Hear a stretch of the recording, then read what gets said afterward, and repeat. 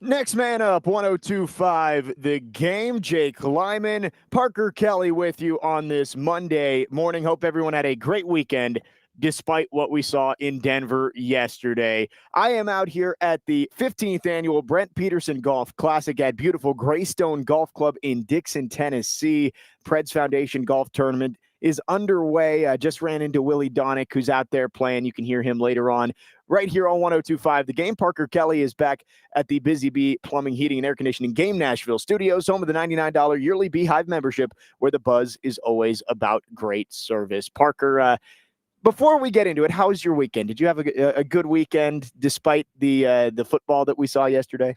Yeah, it was a fairly swell weekend is probably the best way to put it. Besides what happened yesterday, obviously, I did catch a little bit of a head cold, but we're pushing through and we're here and we got lots to talk about. I believe, is that correct? We have lots to talk about today. It does seem that way. Yes, it seems like something's going around, but appreciate you fighting through it today for our Reaction Monday. I had a good weekend too. I was out there in Blacksburg. I got back just in time for kickoff yesterday, and what a game we saw between the Broncos and Titans. To use Cam Ward's term, we saw a true mid-off between the Broncos and the Titans yesterday in Denver. Neither team seemed to want to win that game. We're going to discuss Brian Callahan. We have to. It was not a good day for Brian Callahan. To be nice, it was not a good day for Brian Callahan, and that is in the game sense of what he did yesterday, trying to manage that game, but also in the large scale of what he's been trying to do as the head coach of the Titans. It was not a good day for Brian Callahan. But before we get into what went wrong for the Titans, I wanted to just spend a couple of minutes on the Broncos, because we talked last week about how bad of a matchup this was for the Titans. And the Broncos were a playoff team with an ascending quarterback and a great defense. The defense lived up to the hype. The defense yesterday was awesome for Denver. Nick Bonito felt like he was in the backfield on every single play. Maybe that has something to do with the tackle performance from the Titans. I thought Dan Moore struggled early, noticed a little bit less issues later on in the game, and then obviously J.C. Latham had to leave the game, and you saw Ali Udoh check in there at right tackle. But overall, that defense was good. You didn't notice Patrick Surtain once yesterday. Did you see Patrick Surtain pop onto the screen at all yesterday, Parker? I noticed him one time, but other than that, I did not notice him, which is shocking considering he was the defensive player of the year last year. No, I'm saying you didn't notice him because the Titans just avoided him at all costs. No one threw his way the entire game because he was just, he locked down whoever he was guarding. Most of the time, it was Calvin Ridley. So overall, it was a good day for the Broncos defense. But man, Bo Nix did not look good. 3 turnovers for Bo Nix. Couple of interceptions. Jeff Simmons had the strip sack. And then Sean Payton, not only was he challenging for every blade of grass on every single play. I mean, there were a couple of plays where I'm like, man, you really want to challenge that? And it worked out for him for the most part. But that play call on 4th down in the final minute of the game, I have no idea what was going through Sean Payton's mind. On a day where Brian Callahan made a whole lot of horrible coaching decisions, I think that one took the cake from Sean Payton. It's 4th down. If you get a first down, the game is over. So you could go for the first down. I understand that. If you kick a field goal, the game is over. Instead of either a short pass to go get a first down and end the game so you can take a knee, or trying what would have been, a 53-yard field goal, I think it was right around there. Sounds about right. It was a makeable field goal for sure for Will Lutz. Instead, he throws a bomb looking for a touchdown on the 4th down. I mean, I don't understand what the mindset was. Although Cortland Sutton was about as open as you could be on the other side. Bo Nix made the wrong decision. He threw to the wrong guy. It could have been a touchdown, but I do not understand what the point of that play call was from Sean Payton. And it gave the Titans a chance.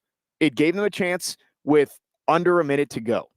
And I said with Corey Curtis last week, heading into this game, if you can have Cam Ward get the ball late in the game with a chance to go tie or win it, you probably did a pretty good job, because Denver, again, is a playoff team.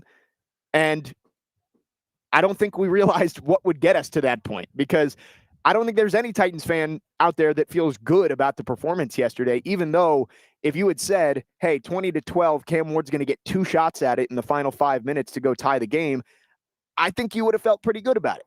But obviously not based on what we actually saw on the field. Yeah, and that was the concerning part, because the expectations for Denver are sky high this year, but they did not look like a playoff team yesterday. They turned the ball over, was it 4 times, I believe? Four times. Yeah, four times, 3 from the offense and then the muffed punt. Right, and the Titans still didn't capitalize, and they had a chance to win at the end, or at least tie it and send it to overtime, but it shouldn't have really got to that point because Denver tried to hand you the game multiple times, and that was the concerning part. Yeah, I mean, neither team wanted to win that game. I said it. It is in Cam Ward's words, it was a mid-off between those two teams. I mean, both teams just tried to lose over and over. The Titans did a better job of trying to lose that game, and they did 20-12. So let's get into Brian Callahan here, because Parker, as you know, you've been producing this show for the most part since we started, that I have been on the train of let's give Brian Callahan a chance. The Titans gave him a second chance. You got to give him a chance to prove that he can be a better coach than he was last year. And it's one game, but that could not have gone worse for Brian Callahan yesterday in Denver. I mean, there was almost no redeeming qualities to the game that Brian Callahan coached yesterday. I'm trying to think of a moment where it's like, man, Brian Callahan did a good job there, but really there wasn't one that stands out. I guess he did challenge the one bad spot that ended up working out.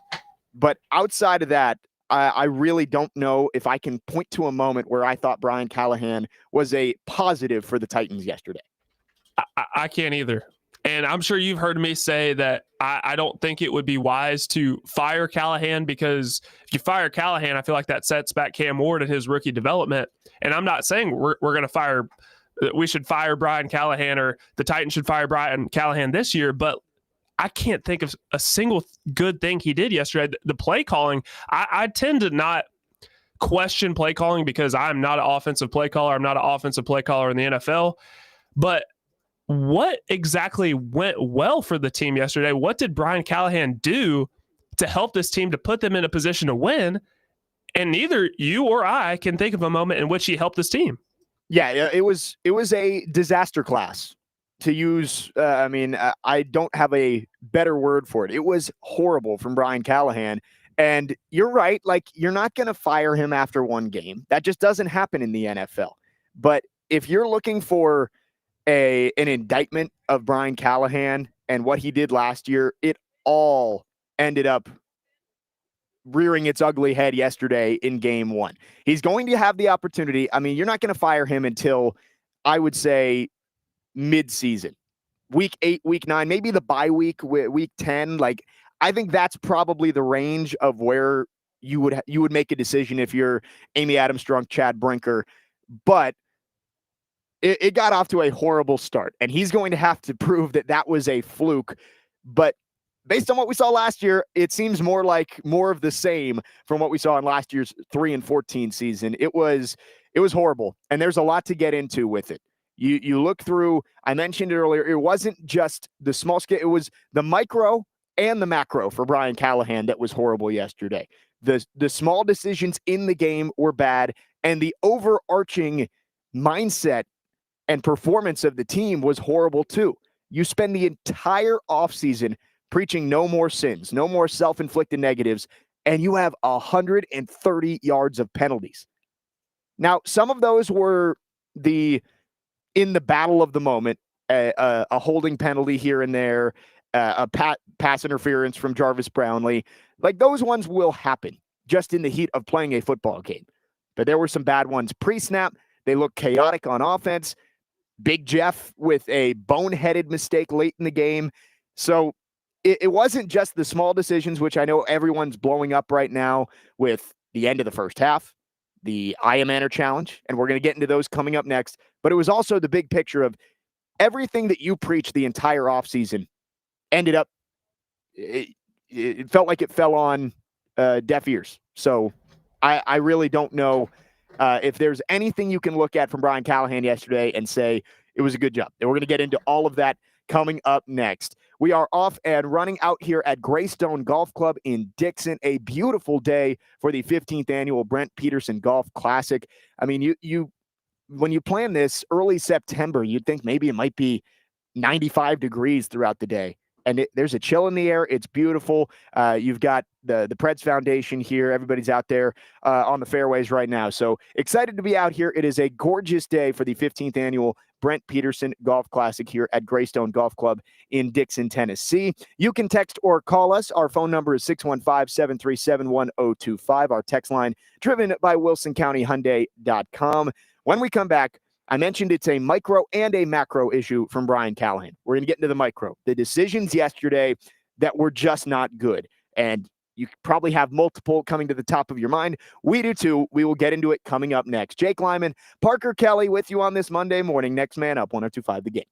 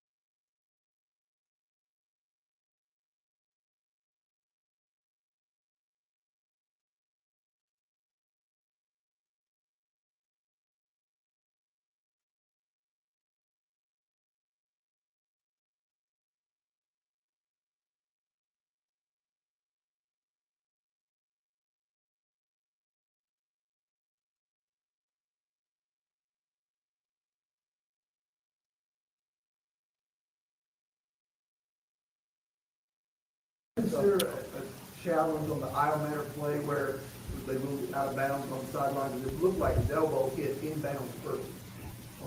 Yeah, you got to get a foot inbounds too, which we didn't have a clean look at whether his foot was down as well. An elbow doesn't equal 2 feet, so his foot would have had to come down as well. We didn't have a clean look, so the call from upstairs was that it wasn't more challenging. Today's game, being asked about the play, I believe it was 2nd and 20. Cam Ward throws down the sidelines to Alec Iamaner. Really acrobatic catch. Well done from Alec Iamaner, attacking the ball. Falls down, ruled incomplete. But upon further review, you see that his elbow hit inbounds. Brian Callahan seems to believe that doesn't mean it's a catch. Next man up, 102.5 The Game. Jake Lyman, Parker Kelly with you. There were two inexcusable sequences from Brian Callahan yesterday, and that is one of them. And I was sitting there watching, and I see the elbow hit inbounds, and immediately the thought is an elbow equals 2 feet. Challenge that play. That's a huge spark for your team. It's a play downfield, which you hadn't gotten all day, and they just set up to run the next play. Doesn't even look like Brian Callahan is reaching for his flag, like considering it. And I wondered why. Well, it was because he didn't know the rules. And he said it in his post-game press conference. He said he had to get a foot down too. That is just not true. Parker, I have the rule of a forward pass, a completed pass, up here from the NFL rulebook. And I know this has been put out there on Twitter, but for anyone who hasn't seen it, a player who makes a catch may advance the ball. A forward pass is complete or intercepted in the field of play at the sideline or in the end zone if a player who is inbounds A, secures control of the ball in his hands or arms prior to the ball touching the ground, and touches the ground inbounds with both feet or any part of his body other than his hands. So any part of his body other than his hand. Last time I checked, the elbow is not the hand. Therefore, it would have been a catch, and that's a big play. Brian Callahan didn't know the rules. It cost you a first down and possibly points at the end of that drive. Cannot happen. Absolutely cannot happen. And the second inexcusable sequence, of course, is the end of the first half. You get the ball back at the 7-yard line. First of all, in that situation, I thought Chim Dike did a great job yesterday, by the way. And this is not going to take away from Chim Dike with an explosive kickoff return, which kind of saved Brian Callahan here because it ended up being a 4-point swing instead of a 7-point swing at the end of the first half. But I thought Chim Dike should have just let that one bounce. Like, you have less than a minute left in the first half. If it goes into the end zone, it's a touchback. You're not playing in the shadow of your own goalpost. And if they down it at the 1, you just kind of fall on it and get into the locker room. Should have been simple. Anyway, he calls a fair catch at the 7-yard line, and Brian Callahan throws the ball on first down, which is fine. I'm okay with you throwing it on first down, seeing if maybe you can pick up a first down, get the ball moving. Second down, you run a screen pass where all 3 receivers are blocking. I mean, if that wasn't the perfect visual of how the Titans' day on offense went when Cam Ward throws the ball and there's just nobody there. And it was kind of an issue all day that the offense didn't seem like everybody knew what they were doing. So you do that. On third down, all you have to do is run it, and you at least make the Broncos call a timeout. Instead, you try and throw a deep ball. Cam Ward gets sacked, nearly a safety, and a couple plays later, you give up a touchdown. Just cannot happen. The head coach should not cost you 7 points, and he did at the end of that first half. Those two sequences, Parker, I think just show you that Brian Callahan, last year the issue was everyone said, man, he seems in over his head in terms of trying to be the head coach and the play caller at the same time.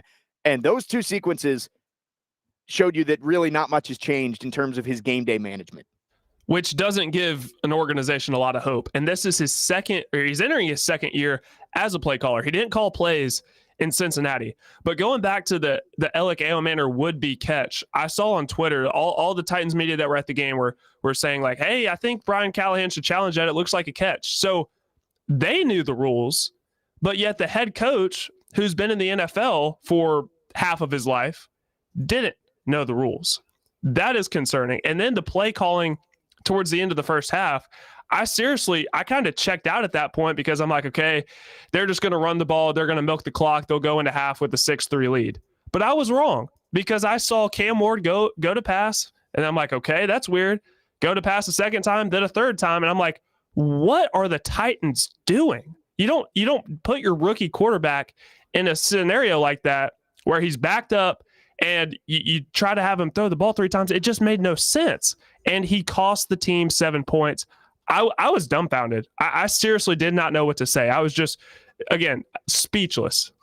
Well, especially, and I believe this sequence was later in the game. They all kind of run together, but the turnover, I believe it was the Xavier Woods interception. The Woods interception where he runs it back and you're set up in good field position. And then they run the ball into the line 3 straight times. The third time with Julius Chestnut. It's like you can't throw the ball 3 times inside your own 10 with less than a minute left in the first half. And then when you get a quick change and the momentum's going your way, just run it 3 times and kick a field goal. Like there's got to be some feel for the game and the rhythm. And there just wasn't yesterday. It was, again, we said it in the first segment, there wasn't a redeeming quality from Brian Callahan's day that I can think of at this point. And those were the 2 sequences that just inexcusable for an NFL head coach. I know I heard Robbie and Rexroad this morning saying, Brian Callahan, he's an NFL head coach. He will forget more about football than I will ever know. Clearly that was something that he forgot that I did know because, I mean, an elbow, a knee, that feels like something that comes up at least a dozen times a year of like, yeah, that equals 2 feet.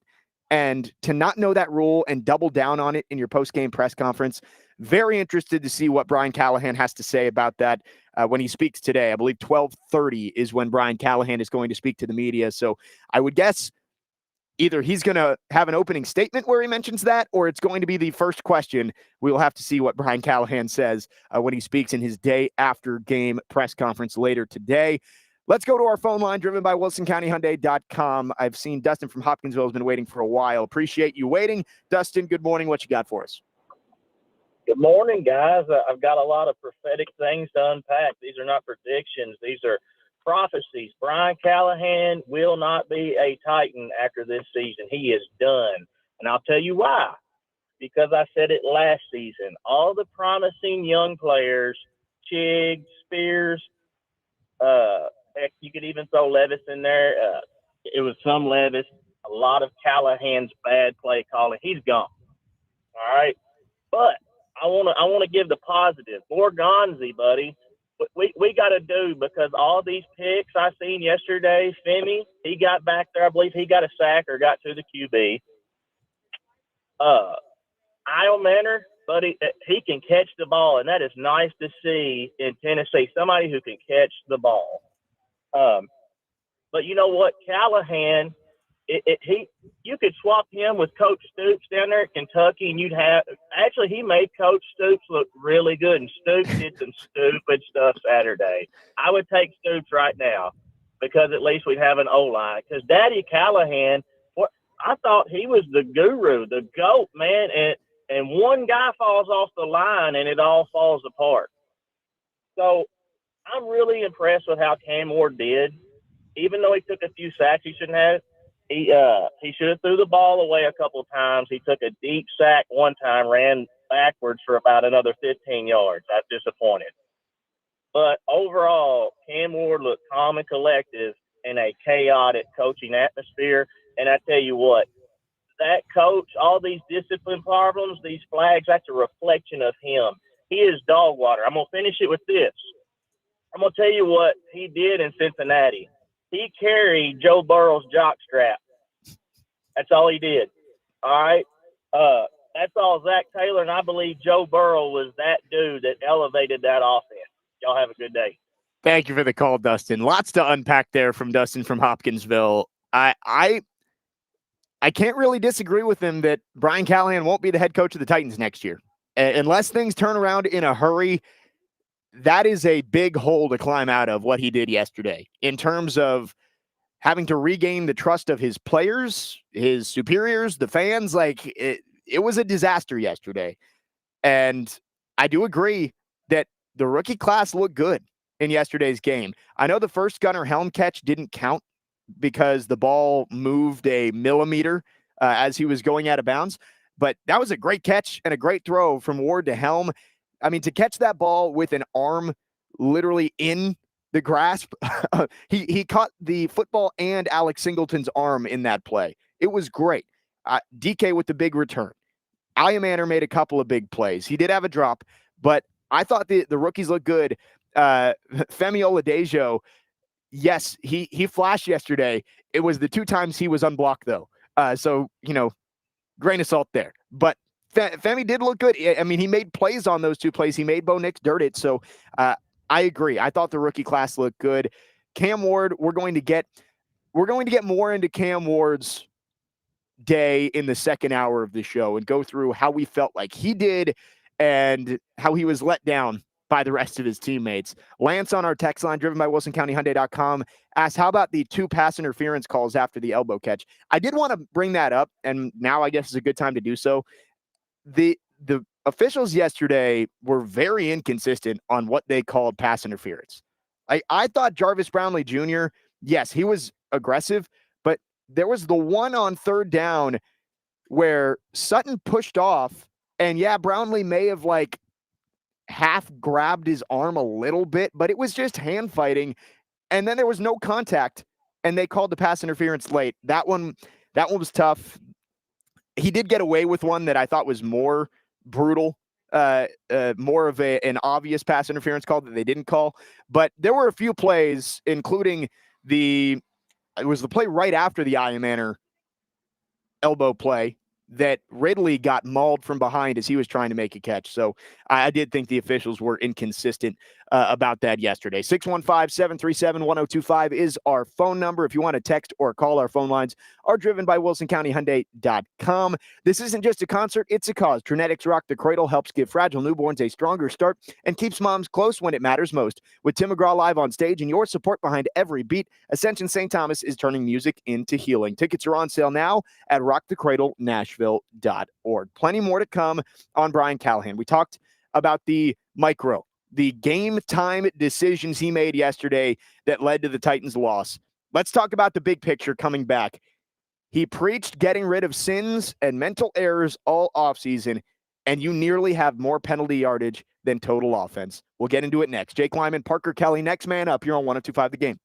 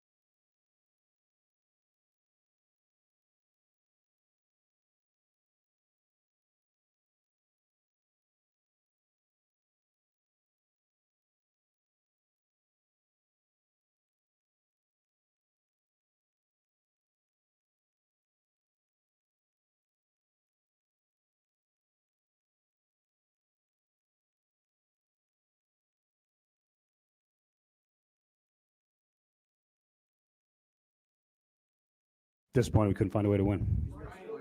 The entire offseason talking about mitigating the sins.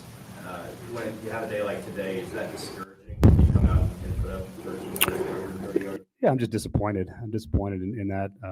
I didn't obviously foresee that being the reason that would make the game really challenging. So, yeah, disappointed. I thought we would be better than we were, and we weren't. So we got some things to clean up, and we got to get ready to go for the next one. That was Brian Callahan after yesterday's game, talking about the costly penalties for the Titans throughout yesterday's contest. 131 yards of penalties compared to, I believe it was 134 yards of total offense. So it was a close one there. Almost more penalty yardage than offensive yardage. Jake Lyman, Parker Kelly, next man up, 102.5 the game. Looking back at Brian Callahan's tough day to start off year 2 of his tenure as the Titans head coach. And, you know, I believe I mentioned this last week of you spend the entire offseason talking about self-inflicted negatives, mental errors, and making sure you get rid of those. Do not lose a game on penalties and mental mistakes. And then you come out in week 1 and you have 130 yards of penalties. And I said it earlier that, you know, not all those penalties were mental errors. Like, there are going to be penalties that just happen from playing football. I would say, you know, Jarvis Brownlee Jr., he's got to tone it down a little bit, but a lot of the pass interference, defensive holding, offensive holding, like those kind of things, they just happen throughout the game. But there were some bad pre-snap penalties, illegal formation. I believe there was at least one false start, a delay of game on a punt. Then the one that stands out to me, of course, is at the end of the game where you're trying to get the ball back for your offense, down by 8, and you get a stop on 4th or 3rd down and long. And Cody Barton is pushing the running back, whistle's blowing, and Jeff Simmons has to come in and just throw a shoulder. And I thought it was a soft call. I really did. Like, in that spot, I don't think you throw the flag there. But Jeffrey Simmons, you got to have some feel in that moment of like, hey, if we don't get this stop here, we may not get the ball back. Like, this is one of the biggest moments in the game. You didn't have to hit him. Cody Barton had it under control. You did not have to go and hit him. And it's tough because I think Jeff Simmons played awesome yesterday. Like, I thought he was a disruptor. He had the strip sack. He basically forced the second interception to Woods. He was great. But he always seems to find a way to make a boneheaded penalty late in the game. I look back at the Bengals game in 2022, where the Titans are about to get the ball back. Bengals are going to kick a field goal with under 2 minutes left, and you're going to give Ryan Tannehill a chance to go win the game. And this was part of that 7-game losing streak at the end of 2022. And Big Jeff hit the long snapper. I think that's what it was. He hit the snapper, gets a 15-yard penalty, and instead of kicking the field goal, the Bengals can just kneel it out and win the game. Like, this isn't the first time this has happened. The Titans ended up getting the ball back anyway, but you cannot do that in that moment. And yeah, that falls on Big Jeff, but it also falls on Brian Callahan of, you spent the entire offseason saying no self-inflicted negatives, no mental errors, and you make a huge one in a huge spot late in the game. And it's just like, Jeff Simmons played so well yesterday, but we're all going to remember that stupid penalty towards the end of the game because that was the last thing that happened with Jeff Simmons. It's like a train that's off the rails and you see it just hurling towards a building and you can't do anything to stop it. You just know that it's going to come. And that's the same thing with Jeffrey Simmons. You play so well up until that point, but then you do something so stupid that hurts the team. It's so unnecessary. You mentioned it. Cody Barton had it covered. It was fine. You didn't have to add the extra shove. And you can make it, you can debate on if that really should have been a penalty or not. But I feel like in that situation, the referees were absolutely going to focus on that and they were going to call the penalty. And it's just like, you can't do anything to stop Jeffrey Simmons from doing something boneheaded like that. Right. Like, it was a step or two late. If he had done it a second earlier while the whistles were blowing, I think he would have gotten away with it. But man, Cody Barton had already pushed, was it Beatty, the running back? Yes. Had already pushed him back like 10 yards. Jeff Simmons, you don't have to do it. And he just can't help himself at some point. You cannot have that happen. And again, Brian Callahan isn't controlling Big Jeff with puppet strings. Like, I understand you can't, part of that is on Jeff, but it's a reflection of your team when you're undisciplined and you're making these stupid penalties in big spots. Almost, if Sean Payton hadn't made the stupid decision to throw the ball 40 yards downfield on 4th and 2 a couple of plays later, you may not have even had a chance to get the ball back. And obviously it didn't end up helping you win the game anyway, but Jeff Simmons, that can't happen. It's tough, like you mentioned, because I think Jeffrey Simmons showed that everything he did this offseason really did pay dividends on the field. He was disruptive. He was beating double teams. And, we are going to remember that play that ended up almost costing the Titans the game.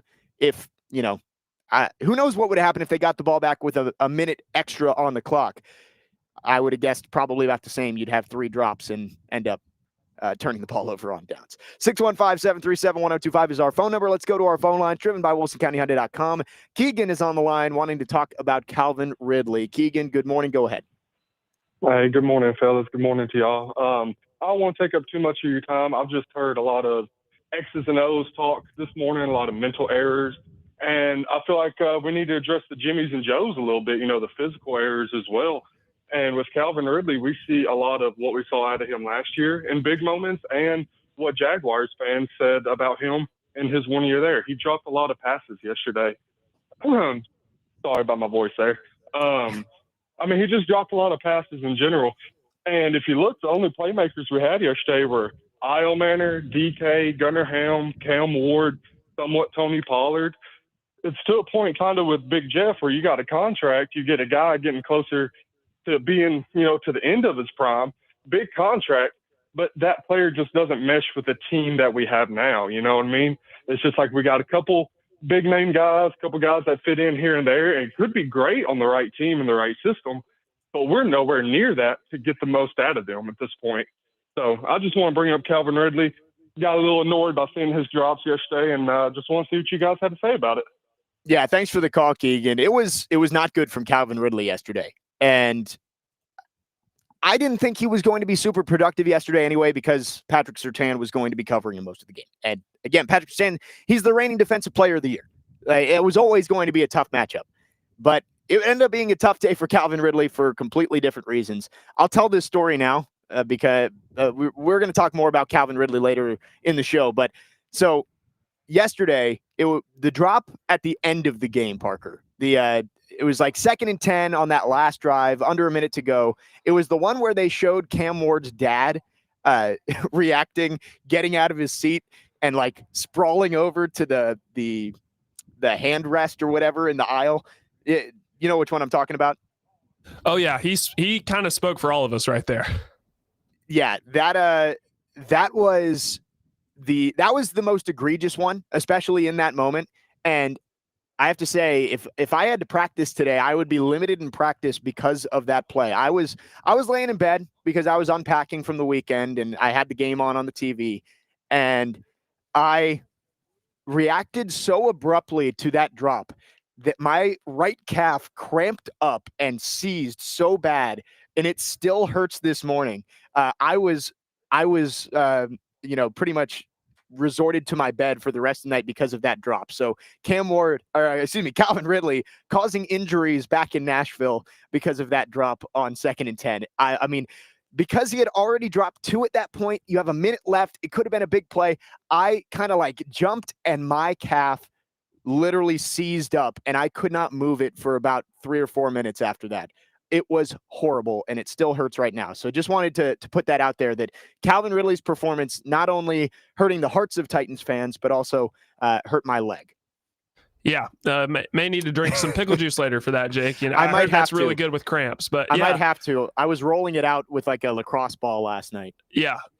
So you're right about Calvin Ridley. He probably wouldn't have been much of a factor considering who was guarding him. And that we talked about how that would open up opportunities for guys like Chig and Gunnar Helm and Alec Ailmanor. And I thought Ailmanor, for the most part, made the most of his opportunities that were given. So when Calvin Ridley has an opportunity to help the offense out, you got to make it. But this isn't rare because CeeDee Lamb in the opener against the Eagles also had, I think, 3 or 4 drops. And I think Calvin Ridley may have had, I counted 4 or 5 yesterday, 4 or 5 very noticeable ones. So this isn't a rarity, but you gotta pull some of those in, man. Just got to. Yeah, and again, we're going to go through Cam Ward's full debut coming up in the second hour of the show. But you look at the stat line, and it's not impressive. But you mentioned it. There was at least 3 drops from Ridley that I could count. Ironmanner had a drop. Chig had a drop. It's at least 5. There might have been one more. I mean, it's like, and those were all big play. The Gunnar Helm catch on the sideline. It's not a drop, but a pass that should have been caught. The Ironmanner elbow play that should have been challenged and would have been a catch. Like, you add those 7 plays to Cam Ward's stat line, he might have completed 60% of his passes with 250 yards instead of what is 40% of his passes. He was like 12 of 28, and only 100 and something yards. So Cam Ward, not completely to blame for having a tough day statistically in his debut. 615-737-1025 is our phone number. If you want to text or call, our phone line's driven by WilsonCountyHyundai.com. Adam in Portland on our text line says, you should have a segment called Jake from Hate Farm, which Adam has affectionately nicknamed me, where you drag a deserving person. I've never seen a more deserving person than Brian Callahan. I mean, Adam, to be fair, the first 30 minutes of this show was basically that segment where we just went through all of the horrible things that Brian Callahan did yesterday. We're going to talk Brian Callahan. It's week 1. He's not going to get fired. But is yesterday the beginning of the end for Brian Callahan as the head coach of the Titans? We'll talk about it coming up next. Jake Lyman, Parker Kelly, next man up here on 102.5 The Game.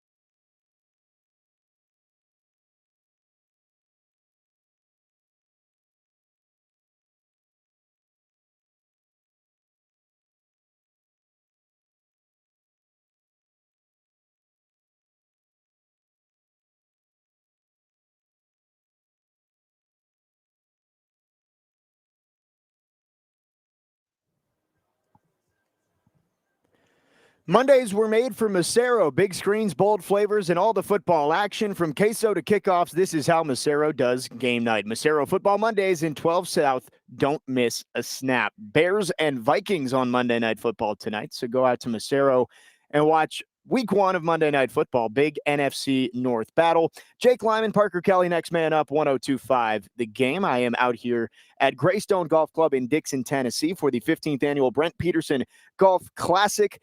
It's a great day for golf. Literally not a cloud in the sky as I'm looking out here. It is beautiful, great weather. The temperatures are nice and cool in the 60s, which is rare for early September. So a great day out here at Greystone Golf Club.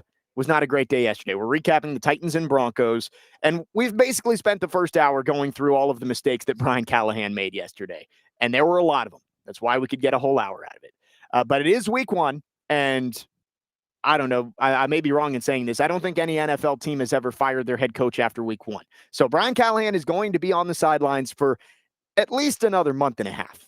I mean, I would guess week 6, week 7 is probably the earliest that the Titans would make a move, and that's if he is a total and complete disaster like he was yesterday. I guess the bye week 10, is probably going to be an inflection point there of like, all right, do we think Callahan is doing a good enough job?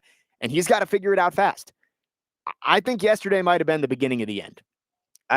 It's game 1, but last year when Will Levis rolled left and flipped that ball to the DB and he took it back for a touchdown, Tyreek Stevenson gets the pick 6 in that Bears game. I think that was when everyone kind of knew, all right, maybe Will Levis isn't the guy. Like, there'd been flashes and you didn't completely give up on him at that point. But that was when everybody kind of was like, I don't know if Will Levis is a franchise quarterback if he's doing that in one of the biggest moments of the game. That's kind of where I am with Brian Callahan after yesterday's game. Like, he's going to have an opportunity to try and save his job. He's not going to get fired yet. Like, Will Levis wasn't going to get benched after week 1 last year. But I think that's the moment where I was like, all right, I don't know if he's going to be around much longer. And again, he'll have his chances. He's going to have at least another, I'd say 5 or 6 games at the very minimum to prove that he can get this thing going in the right direction. But yesterday was the moment at the end of that game where I was like, man, your head coach can't lose you a game.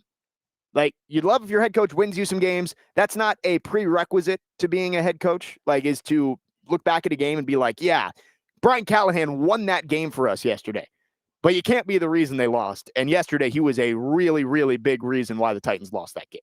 And Jake, I know you and I both want to avoid overreacting, but after yesterday, it's kind of hard not to overreact. 13 penalties for 131 yards, 2 yards. If you get 2 more penalty yards, you equate the total yardage of offense that the Titans had yesterday. So they talk about all offseason about avoiding these sins, these self-inflicted negatives. And I wouldn't say this if I wasn't out at almost all of the practices during training camp, but I really question the accountability of Brian Callahan with the players. I know they're doing these different things, these different teams, splitting these guys up to kind of promote leadership within the team, get different guys to talk to different guys that they may not talk to otherwise. And that was supposedly going to help in a situation like this, but it didn't. So what are the conversations that we're having? Is it, A, you're not holding these guys accountable, or 2, they're much more undisciplined than we prior thought? Yeah, and you mentioned the locker room and like having Cam Ward in between Lloyd Cushenberry and Calvin Ridley and like trying to get guys to be a team instead of individual units of their position groups or the offense versus the defense. And that's fine. But yesterday, the offense looked so chaotic, I think is the only word I can use for that. Like pre-snap, it looked chaotic where Cam Ward is having to yell at everybody. And I thought it was good. Like, obviously, Cam Ward's going to make some checks and he's going to change the protection. I thought he did a good job of recognizing pressures for the most part. Once Ali Udo was out of the game and Vance Joseph really kind of unloaded the clip with his pressures, it kind of got tough to stop the pressure from coming. But I thought Cam Ward looked like he had control of the offense.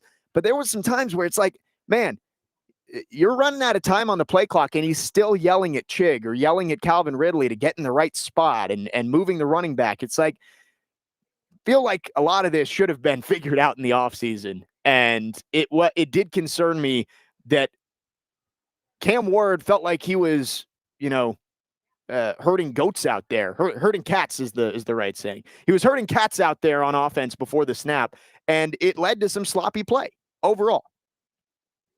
Yeah, and we talk about not wanting to put more pressure, not adding more to the plate of a rookie quarterback. Well, the first thing that you do to help a rookie quarterback is make sure everybody knows what they're doing, so Cam Ward doesn't have to go and be the dictator out there telling everybody where to go and what to do. That's how you take pressure off of a rookie quarterback. So these are the types of conversations we're having because the Titans looked so undisciplined yesterday. At least give us a little bit, a glimmer of hope that things are going to be different than they were last year.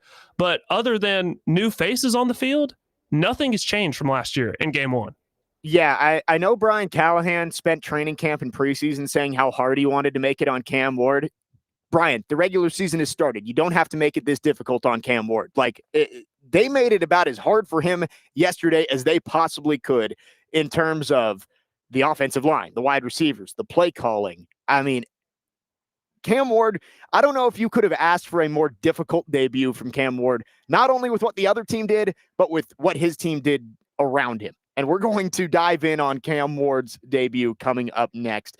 I'm going to grade it and go through some of the things I liked, some of the things I didn't like from Cam Ward in game one. But again, it's like, man, you got to help him out a little bit.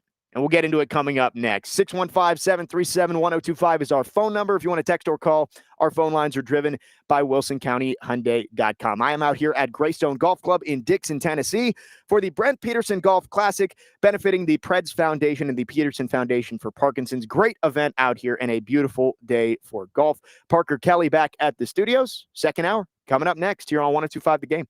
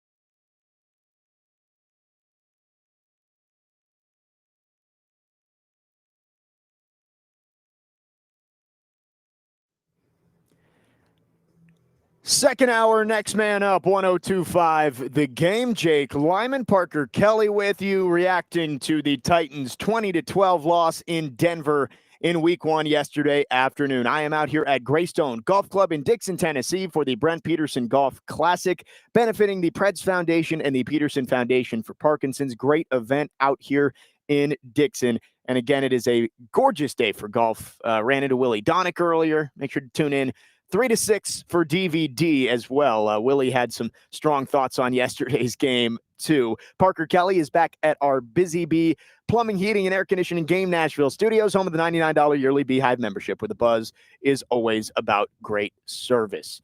Let's get into Cam Ward. We spent the first hour on Brian Callahan for the most part, and Callahan, I think it's the beginning of the end for him after yesterday. It was such a disaster that I don't know if he can dig himself out of it. He's going to have his chances, but I don't know if he's able to do it. Cam Ward, in his debut, it was a tough matchup to go on the road to a hostile environment and face maybe the best defense in the league. And they lived up to that moniker yesterday. I mean, Nick Bonito looked like a man with his hair on fire every time he was coming off the line. And Patrick Surtain, I mentioned to Parker, I was like, I didn't see Patrick Surtain the entire game because they just didn't throw at him. I would love to see the PFF or the next gen stats on how many times the Titans targeted Patrick Surtain, because I don't know if they did the entire game. For Cam Ward, I think his debut was fine. And if I had to give it a grade, I think I would probably say C+, B-, somewhere in there. And it wasn't all his fault, as we've gone through. The drops were bad. The play calling wasn't great. But Cam Ward also didn't help himself a whole lot. The 2 sacks after the muff punt were horrible. And I'd like to see the play call there, especially on the third down one, of like, why are you running vertical? And, on third down and what? It was like third down and 17 at that point. It's like, you're in field goal range. You can take the lead with the field goal. Just run something safe, little drag over the middle, a screen pass, a draw, something to not put you out of field goal range. And he took another sack. You had to punt it. So Cam Ward, I give him some deductions there on those 2 sacks, even though protection wasn't great. And I don't know what the route concepts were down the field. The intentional grounding late in the game too. Like, I like the idea from Cam Ward there, but you got to make sure you're out of the tackle box. He kind of drifted left and then rolled right and maybe thought he had gotten outside, but he really was in the same spot he started from. So Cam Ward was not perfect yesterday, but man, was he not helped out by his receivers, by the coaching staff, by the offensive line. 112 yards, 43% completion percentage. But as I mentioned earlier, there were at least 7 plays I think you can look at that should have been completions from Cam Ward based on the throw that he made, and they weren't. So you turn those over, all of a sudden he's 19 for 28. And, if it's 7 yards per attempt or so, and most of them were downfield, you could probably add another 100, 115 yards. And all of a sudden it looks pretty good. 19 of 28 for 230 yards is not a bad start to his career. But I think it's a C+ or a B- from Cam Ward. I don't think he hurt the team all that much, but he didn't make enough plays to help the team win the game either. Parker, you think that's fair? I do. I'm probably with you. I'd give it a C+. I thought he stood in the pocket really well with all the pressure that was coming at him. I mean, Sean Payton, Vance Joseph, that entire defense, they were not going to take it easy on Cam Ward whatsoever. So I thought he stood in the pocket well. I thought he saw the field well. Obviously, we know the poise, the calmness. He never gets too high, never gets too low. So that was obviously impressive. But the biggest thing was he did not have help, because I counted 7 drops in total from the receivers yesterday. The offensive line gave up 6 sacks, didn't have much help in the run game outside of a couple plays from Tony Pollard. So there was so much that just went wrong around him, including the play calling, the situational awareness. But overall, Cam Ward, he didn't turn the ball over, which was a plus, and he was very poised. Right. That's the one thing that I wanted to bring up was he didn't put the ball in danger, which is important. There was the one play, it was the play where they tried to run another screen, and no one was there to catch it. So he just kind of had to run right, and he was holding the ball a little loosely in his right hand before he just flicked it out of bounds. It ended up being an illegal formation or something on the Titans. Another penalty, another ME, another sin. But for Cam Ward, again, Lenny says that's insane. How could you give him a C+ or a B-? He didn't even get a touchdown. He took big sacks. Like, you can't stat watch. If you watch the game, I thought Cam Ward did about everything he could to try and salvage that. And you look at that last drive, were they easy catches for Calvin Ridley or Chigakonkwo? I wouldn't say they were the easiest catches ever.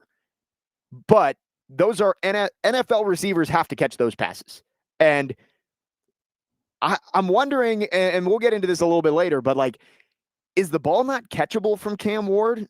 It wasn't an issue in college, but it is strange how many just absolute seeds from Cam Ward were just dropped. And I don't really know how to react to that. I guess we'll see with a larger sample size starting next week against the Rams, but it was just so strange. It's like every time he made a great throw, his receivers dropped it. And I think C+ is probably about fair. B- maybe is a little bit high considering, they didn't move the ball very well after that first drive of the game. But I really don't think Cam Ward did anything completely disastrous outside of taking that third down sack. I think that was the worst play that he made. And actually the second down sack was a big loss too. That was a Shedeur Sanders like sacked. So I would probably go C+. Those two plays on the sacks after the muff punt were both big negatives. But outside of that, he didn't hurt the team. And that's a lot more than you can say for most of the players and coaches on the offensive side yesterday. Cam Ward, I don't think, hurt the team all that much. Everybody else pretty much did. I mean, even Tony Pollard had a fumble in field goal range that took 3 points off the board. So I'll go C+ for Cam Ward in his debut yesterday. Was it anything special? No. But I think it was a good building block moving forward for Cam Ward to start his growth on. And, I've seen some comments on the text line and the YouTube chat of they need to get Callahan out of there as fast as possible if they don't want to stunt his growth. And I get that, but I think it was a good start for Cam Ward in terms of what he showed in his processing and the playmaking ability. I mean, that third down play to start the game, where it would have been a 3-and-out on his first drive, and he just kind of conjured it out of nowhere. You saw the spatial awareness that everybody has been fawning over from Cam Ward of just like, how did he even know that Tony Pollard was there? And he made a play. So there was some good, there was some bad.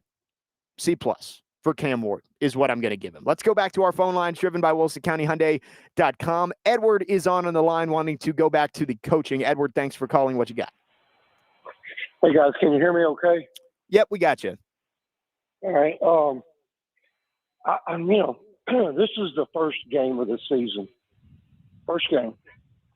I think Brian Callahan deserves 3 years. I do. I know we're going to differ about that. I think that overall the players seemed to play pretty good yesterday. What little I was able to see, I had to listen on the radio on some of the games. Snead seemed to be around the ball quite a bit. Just maybe a second or two short. Making the tackle, but he was there. That showed hustle. I thought Hooker played well. I thought Simmons played well. Yes, I thought Cam Ward, that first drive where he shuffled that ball out, quick thinking. I mean, that was the commentators were very impressed with it. And just hear me out on this. This isn't a coaching problem. This is an ownership problem. I know you probably don't want to hear that, but that's the bottom line here. From 99 to 2013, they had a pretty good winning record. And from 2013 to now, it's sorry. You know what happened in 2013, guys? What? Bud Adams died. Yeah. Okay? Yeah. I think this is just an annoyance for Amy Adams Strunk. Have you heard anything from her in the last 24 hours? I hadn't, but I haven't really tried to go online and look or anything. But what really chaps me, okay, and it wasn't yesterday's game. It was last night's game. Derrick Henry almost having 1,000 yards. I'm being facetious, guys. Denard Hopkins making one-arm touchdown catches. That's what annoys me.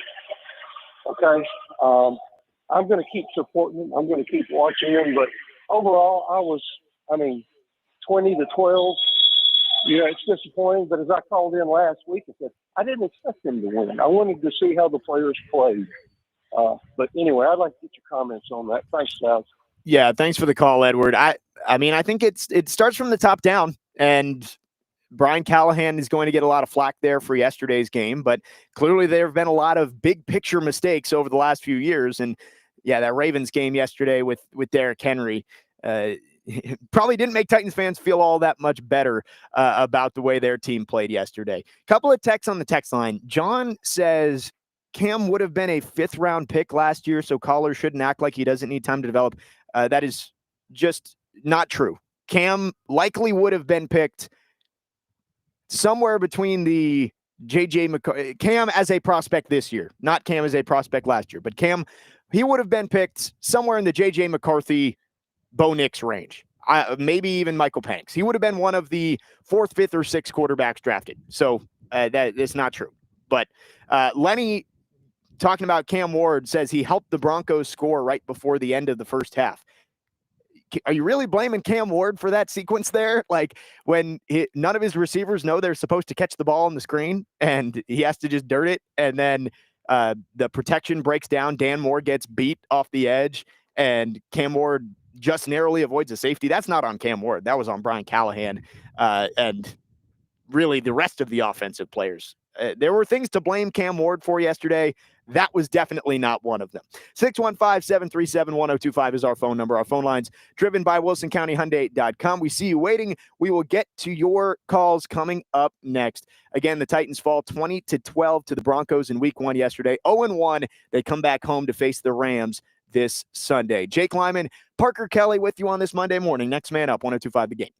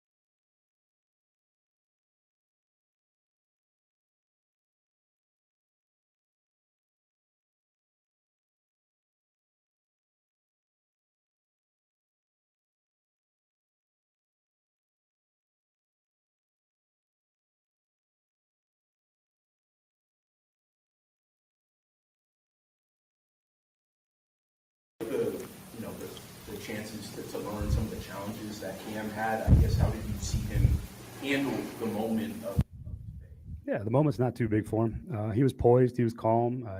He saw things well. There's a lot of positives from his demeanor and how he handled himself in the sideline in between series and on the field.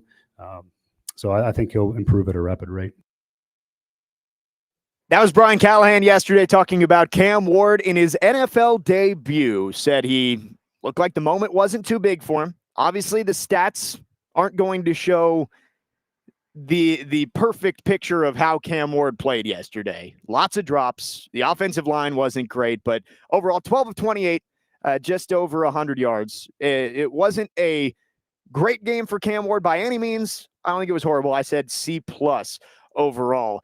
But Brian Callahan mentioned he felt like Cam Ward was in control, and I really did see that. Like, Cam Ward commanded that offense yesterday. Adam in Portland on the YouTube chat says there were so many times they showed Cam where he looked ticked off. The man is a winner, and he knows he's getting no help. Yeah, the amount of times where Cam Ward was holding someone accountable after the play, I'd like to see it less, because that would mean players are making less mistakes. But Cam Ward, he was getting after Tyler Lockett. He was getting after Calvin Ridley. He was getting after Alec Ayamaner, Chim Dike. Like, he was in control of that offense.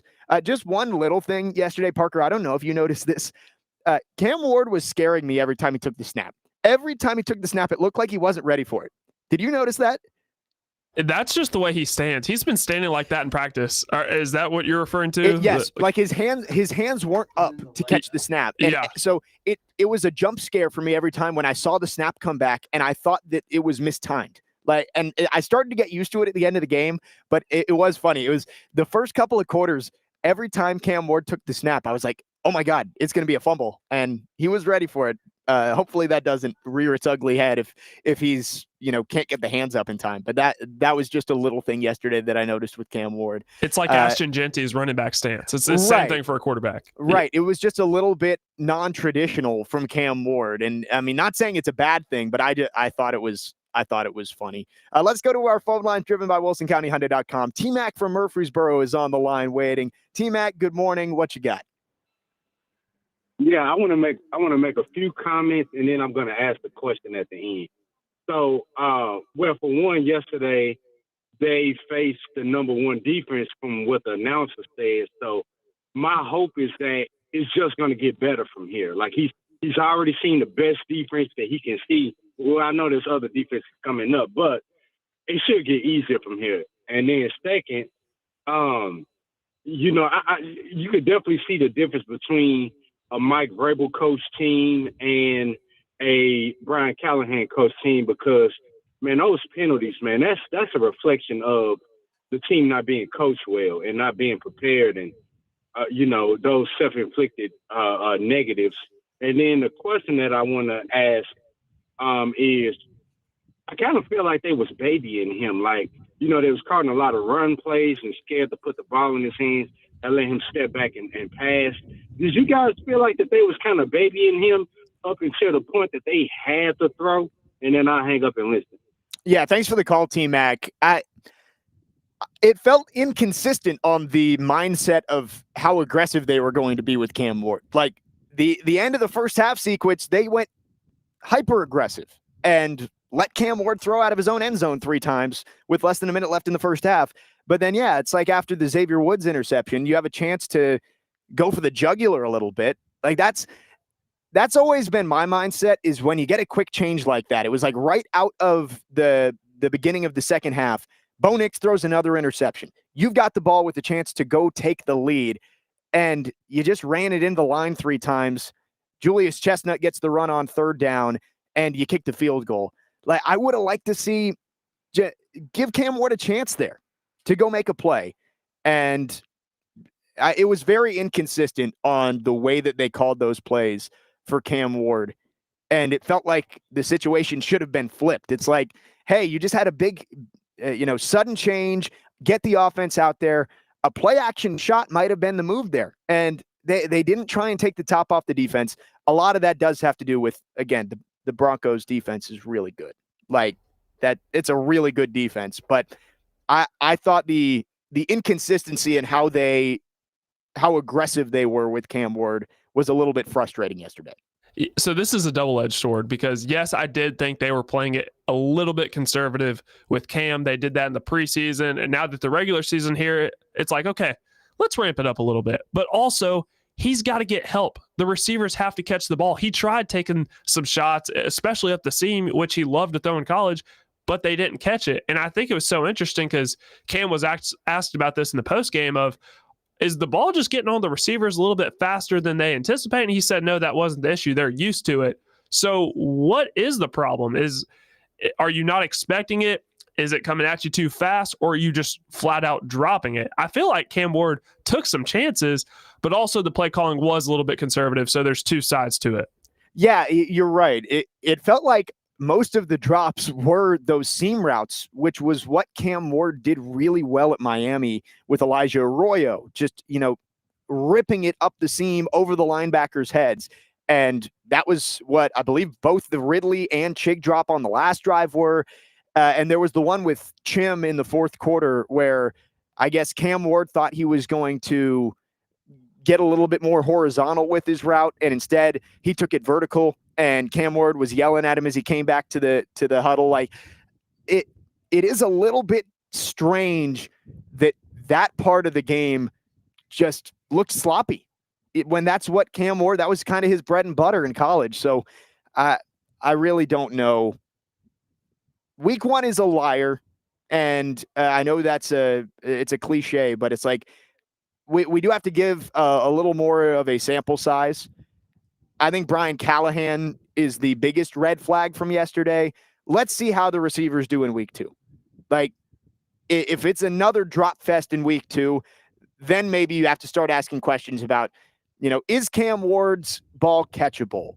Are these receivers not very good? Like, I think that's when you can start to maybe raise some alarm bells on the drops.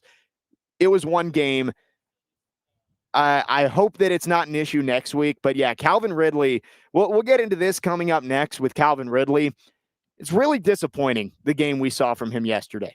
And again, I keep prefacing with the Broncos defense is really good.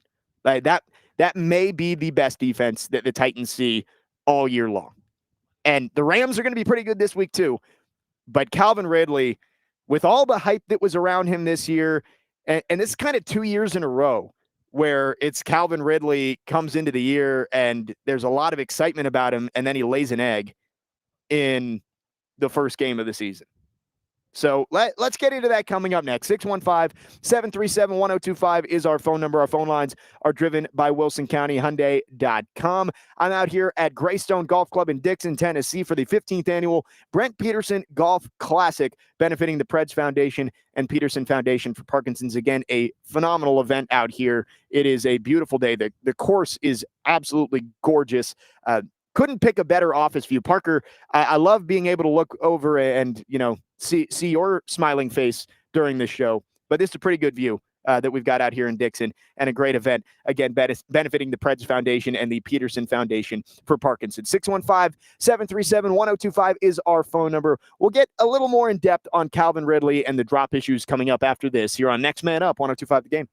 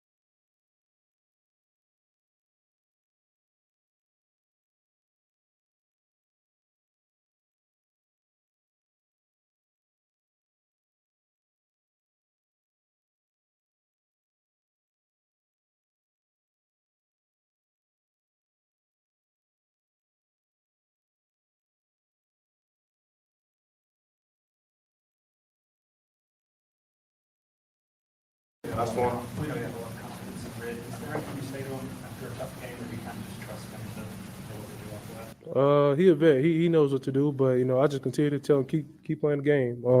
I have a great game. I gotta tell myself keep playing the game as long as the O line and the running back. So we had the ball down 8 with a minute to go. We was damn near midfield. We didn't capitalize. So defense that gave us opportunity to win the game. We didn't get the job done. So everybody on the offense we all accountable for our actions. And so we just gonna watch the film, get better off of it, and try to win. Thank you. Appreciate it. After yesterday's game, wasn't a bad day for Cam Ward. His receivers didn't help him out, especially Calvin Ridley late in that one. He talks about the drop from Calvin Ridley, says he's a vet, he'll figure it out. But that was a bad day for the Titans. Highly paid number 1 wide receiver, $92 million for Calvin Ridley. And drops have not just been an issue yesterday, they were an issue last year too. Jake Lyman, Parker Kelly, next man up 102.5 the game. Titans fall to the Broncos 20-12 in week 1. Calvin Ridley, when you pay a guy that much and there's so much hype going on with him into the season, he's got to play better than that. And I've already told the story of how he has injured me with that second drop. My calf cramped up from reacting to his last drop on 2nd and 10 late in the game.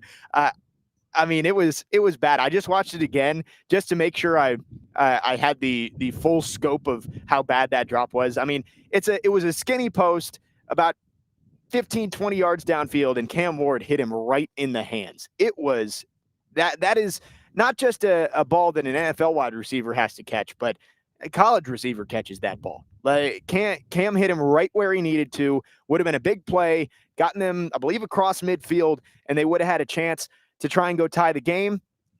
Who knows what happens the rest of that drive, but that's a play that Calvin Ridley has to make. And very disappointing to see Calvin Ridley start the season like that. Because, Parker, we mentioned it throughout the offseason and the preseason that this year there weren't issues with Cam Ward and Calvin Ridley connecting in preseason and in training camp. It felt like they were always on the same page. They were clicking. And then yesterday, outside of the one off-schedule play where Cam Ward kind of rolled right and then threw it back left across the field and Ridley made the play, outside of that, it felt like not only were they not on the same page, but when they did connect, Calvin Ridley just couldn't haul it in. Yeah, and it was literally flipped. Will Levis and Calvin Ridley could not get on the same page last year in training camp. Calvin Ridley and Cam Ward, I was there. I saw it. They were on the same page. And yesterday, I think they still were for the most part. I probably say 75 to 80% of the time. They were on the same page. But Calvin Ridley just flat out dropped the ball, and it's just physical mistakes like that can kill you. Yeah, sure, there were a couple passes from Cam Ward that were tough catches to make. But as an NFL receiver, you're getting paid $90 million. You still got to bring those in. Right. And I said it in the last segment. I don't think it's time to raise red flags on Calvin Ridley and the pass catchers yet. It was one game. It was a really bad game for the wide receivers. And again, not just the drops, but knowing where they're supposed to be. It felt like there were more miscommunications than I've seen in a long time. And that falls on coaching too, for sure. It's not all on the players. The coaches have to make sure these guys know what they're supposed to do.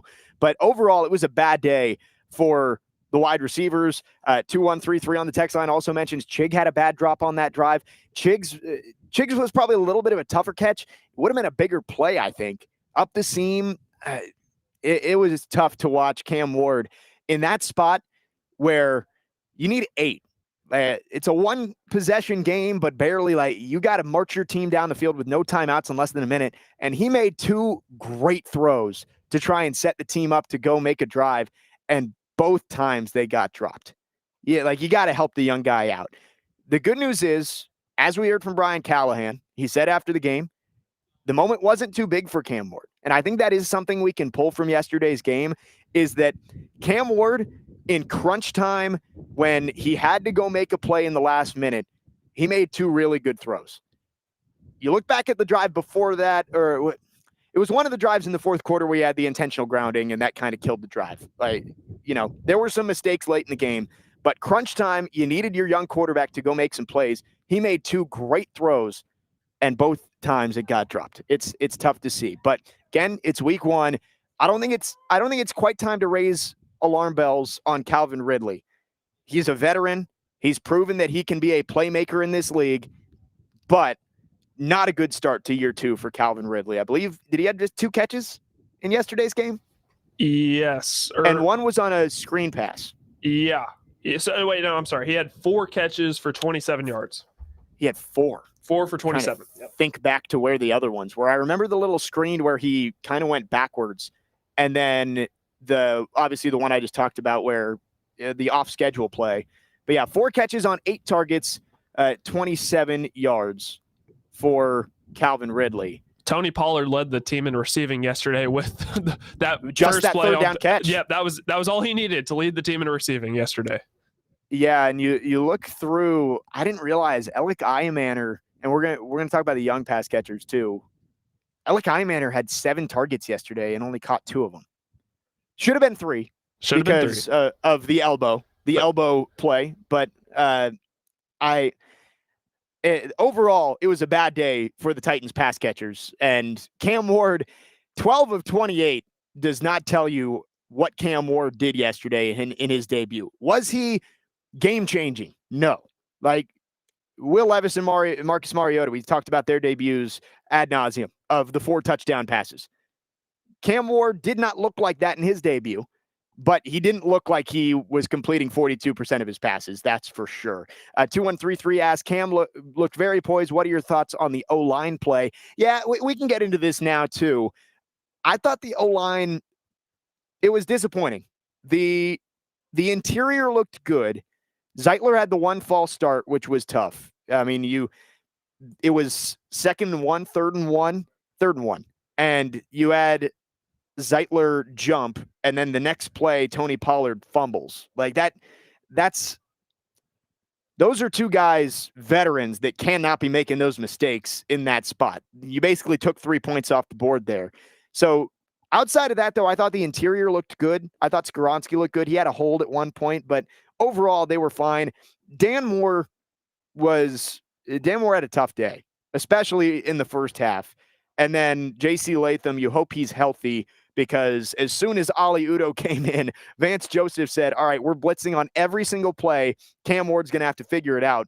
And it was tough to keep Cam Ward upright at that point. He got hit 12 times, sacked 6 times. Some of those his fault, but overall, I thought the offensive line play was disappointing considering how much was invested into it over the last couple of off seasons. Let's go back to our phone line driven by WilsonCountyHyundai.com. Adam from Portland is on the line. Adam, thanks for calling. What's up? Jake, can you think of anything since he's been here that makes you go, Brian Callahan's the guy? He's doing it. No. Okay. The fact that you'd even have to think, like, there should be something. Like, I mean, so here's where I'm at, dude. Like, yeah, I've already talked about it today, and I'm still like, my blood pressure's not coming down. It's still like teetering, but I'm to the point where I'm like, okay, why did they hire him? Because he was Zach Taylor's guy, because they said he developed Joe Burrow. Did he need developing? They said he was with Peyton Manning. Did he need him? Did Matthew Stafford need him? No, he didn't do anything to any of those guys, but Cam needs him, and Levis needed him. So, and this is what you get. You got guys that are out here completely lost under this guy. So, no, I'm putting all the blame. I'll even go as far to say that I don't think Will Levis is as dumb as his head coach. I think he's the dumb one, and he's made Levis dumber, because Levis wasn't doing all that stuff before Callahan got here. And I haven't heard anybody say it, but Cam did the same thing yesterday. It just looked better. It was more buttoned up than Levis doing it, but he still threw it to the side to avoid a sack. So I think Callahan's coaching that crap. So he's just – I don't know the earliest you could fire somebody without it being, negligent on the franchise, but the earliest you could get it done, week 3, 5, 7, whatever, he needs to be fired. I don't care who you even put in there. Anybody's better at this point than him. Let his daddy go with him. They'll figure it out on the offensive line, but you got to get rid of these guys. Yeah, thanks for the call, Adam. Yeah, I don't know when the earliest that you could fire Brian Callahan is. I said week 6 or 7 is probably the earliest, because if you fire him after like 2 weeks, it's like, why did you give this guy the whole offseason with this team and with this quarterback and then just fire him? Like, if you were going to fire him 2 weeks in, you should have fired him 6 months ago. But I would say week 6 or 7, if it still looks like that, you gotta cut ties and you gotta move on. I understand you don't want to stunt Cam Ward's progression with, a new system and a new coach, but at some point you might be doing him a disservice just by keeping him around if it still looks like that. 615-737-1025 is our phone number. If you have thoughts, you can text or call. Austin S., do you think there was a conversation between Amy and Callahan and the coaching staff? No. It's too soon for that. It's week 1. I'm sure there's a conversation between Brinker, Borgonzi, and Callahan of hey, that was unacceptable. You've got to figure that out. But I don't know if we're in the territory of Amy Adams Strunk interjecting herself quite yet. Could be wrong, but I don't think we're there quite yet. 615-737-1025 is our phone number. Plenty more to come on the Titans. I'm going to be a little nicer in the last hour. We're going to go through some of the things that actually looked good for the Titans yesterday. We're spending 2 hours on the bad, 1 on the good, which, I think there was more than 2/3 bad yesterday, but we'll go through some of the things that went well. But to wrap up hour number 1, I was in Blacksburg over the weekend for Vanderbilt, Virginia Tech. I have some thoughts on that game. Vanderbilt just absolutely dominating the second half to get to 2-0. We'll talk about that coming up next. Jake Lyman, Parker Kelly, next man up, 102.5 The Game.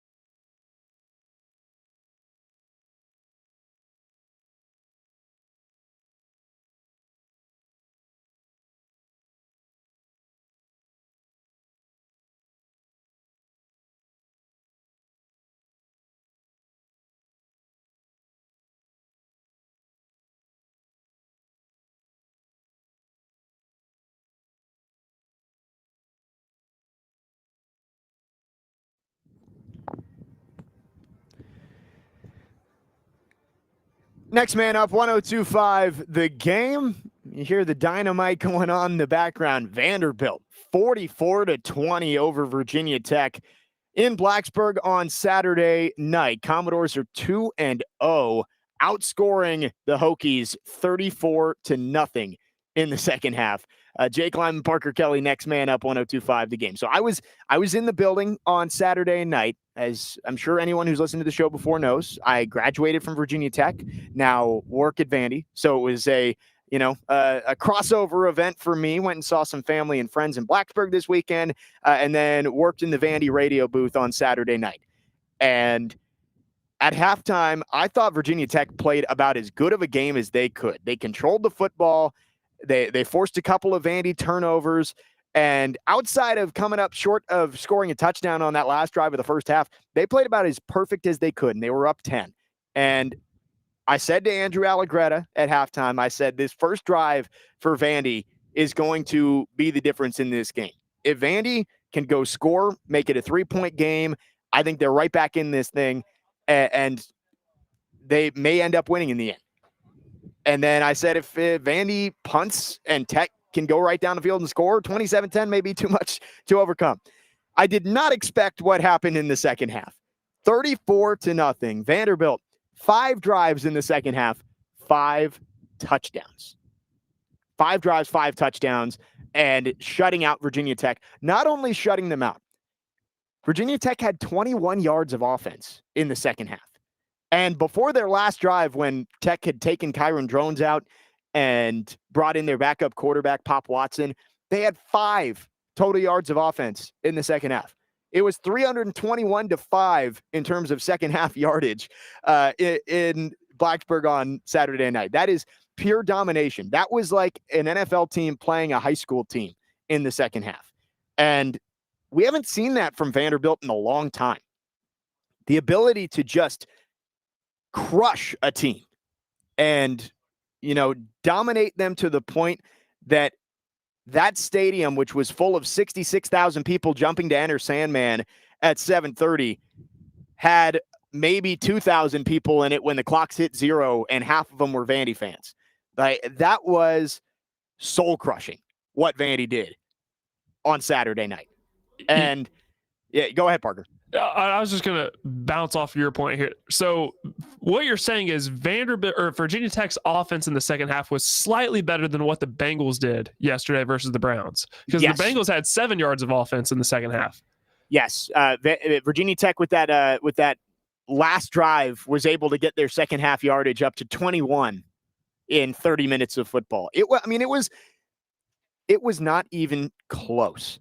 And you can look around that Vandy offense, and there aren't a ton of household names, but Cedric Alexander scored 2 touchdowns. MK Young had a 60-plus yard run in the second half.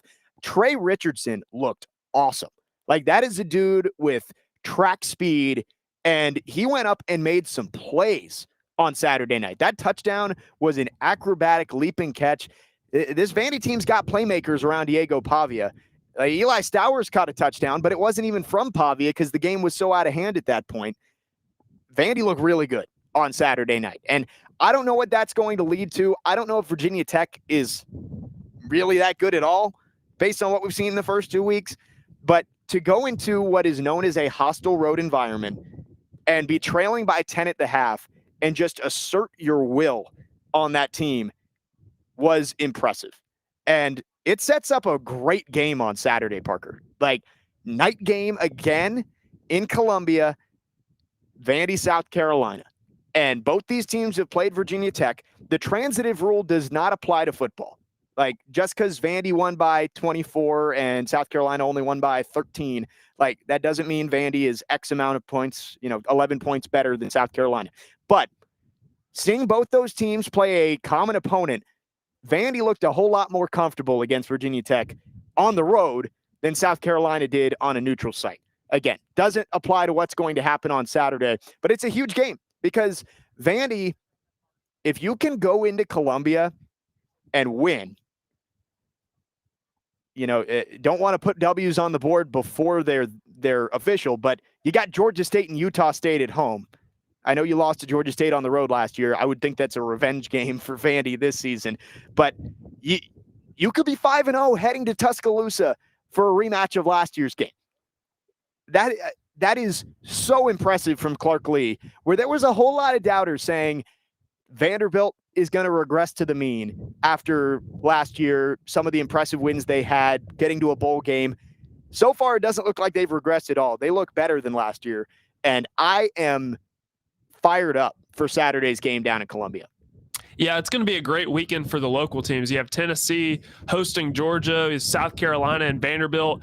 Vanderbilt outgained Virginia Tech by 300 yards in the second half. 321 to 21. If that's not TVMA, I don't know what is. And the fact that Vanderbilt is not represented in the latest AP poll, I think, is evidence of drug use among the AP voters. It's astonishing. But yeah, they only got one vote, right?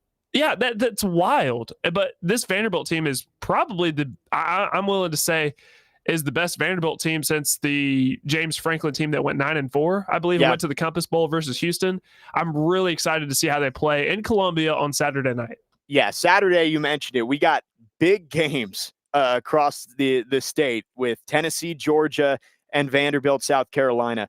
I agree. I think the AP poll, Vandy at least should have been one of the first couple teams receiving votes. The fact that they were that far down is a little bit confusing to me. I think maybe it's these AP poll voters saying like, all right, you got a chance to go prove you belong in this poll next week. And if Vandy wins on the road against the top 10 South Carolina team, they will be ranked next week. There's no doubt about that.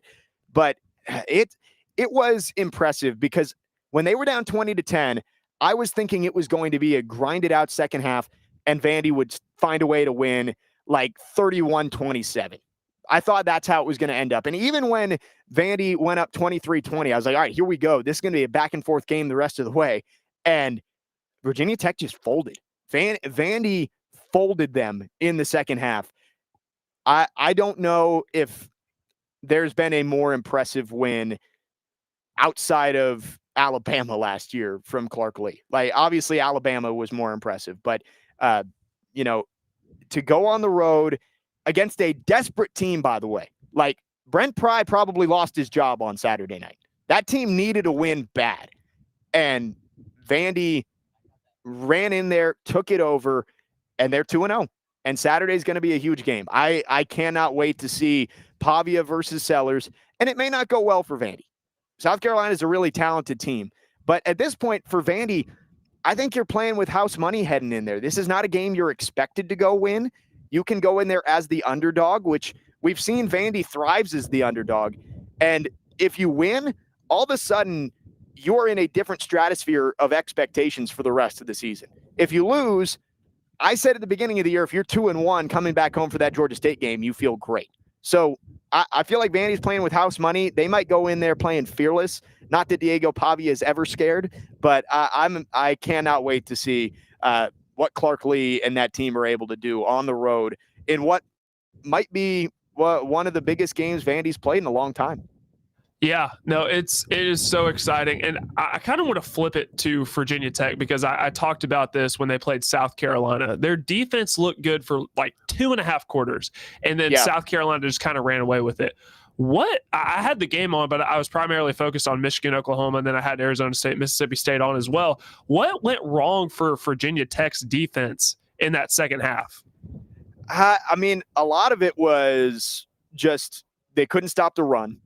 And honestly, I looked at it as it wasn't Virginia Tech playing horrible. Not that they played bad. There wasn't great tackling. Not that they played well. The tackling wasn't good. But I just thought Vandy came out with a different energy. And they just made plays. They gashed them over and over. And I will say it was hard for me to keep an eye on the big picture of what was going on in that game because I was spotting. So my main focus on the play was who made the tackle, who made the catch, how far did the play go. So I was in the weeds of all that stuff. So the wide view was a little tough for me to grasp. But I just thought Vandy came out and dominated. Virginia Tech didn't play well, but I don't think they lost that game. Vandy went out and took it. Yeah, that seems about right. I mean, it's just when you have the momentum after the first half, you're up 20-10 right after going into halftime. Virginia Tech was up, and then you let Vanderbilt just run away with it. And talk about a coach that's on the hot seat. Brent Pry, I mean, you're 0-2. You get blown out like that in the second half at home. I told this to Connor and Nick when we were doing Weekend Huddle. It's a shame that when we talk about Virginia Tech, we talk more about the Enter Sandman entrance than the actual performance of the team on the field.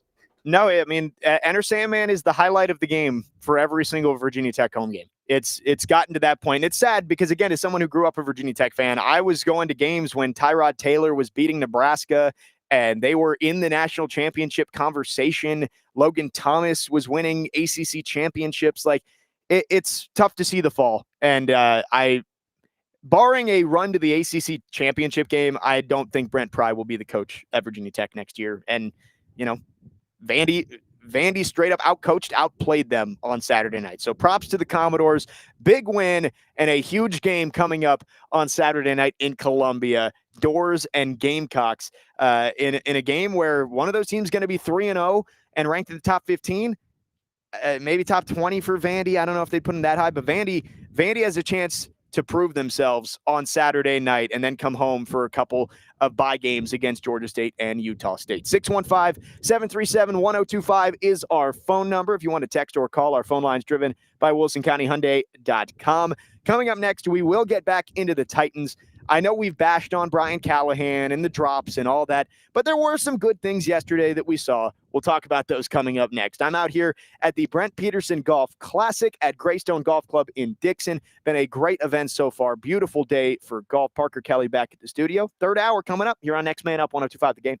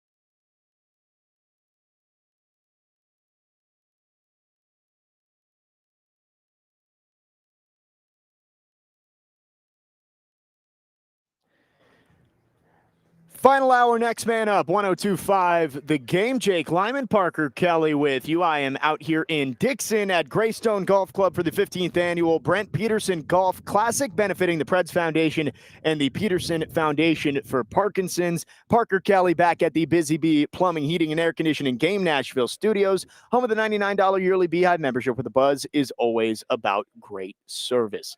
Plenty more to get to on the Titans. Titans fall 20-12 in week 1 out in Denver to the Broncos. Not a good day for the Titans overall. Coaching, players, pretty much everything did not go well for the Titans in Denver, and yet they still had a chance to go tie it in the final minute. That shows you that the Broncos had issues of their own. Let's get into some of the good, though, because there were some encouraging things for the Titans. Again, we waited till the last hour of the show to get into these because there's a lot less of them. And, this will be a shorter segment. We came back a little after the top of the hour. So let's start with the offense, where there were even fewer things to talk about on the positive end. Overall, Parker, I thought the tight ends looked decent. Chig had the drop at the end, but Gunnar Helm had 2 nice catches. One of them did not count, sadly, and that was more of just an awesome play by Alex Singleton. I mean, to keep his hand in there and just get the ball to move enough that he lost control, that was a good play. Gunnar Helm holding on to the ball was not as easy as it looked, too. So I like the way Helm played. And Chig, yes, Chig had the drop at the end, but he had that great play on 3rd and long where he caught it short of the sticks and just found a way to get to the first down. Was that the play Brian Callahan challenged? No, I don't believe that was the play, but I know exactly what you're referring to. No, Sean Payton challenged that one and was wrong. Yeah. That was what it was. Okay. One of his 400 challenges yesterday. Yeah, he was challenging for every blade of grass yesterday in that game. But I thought that was a great play by Chig Okonkwo. So overall, I thought the tight ends played well. Chig does need to catch that ball in the last drive, but for a position that was not considered a strength of the team, I thought they had a pretty solid day yesterday. I also thought the rookie pass catchers, the rookie wide receivers looked good. Alec Iamaner made a couple of plays.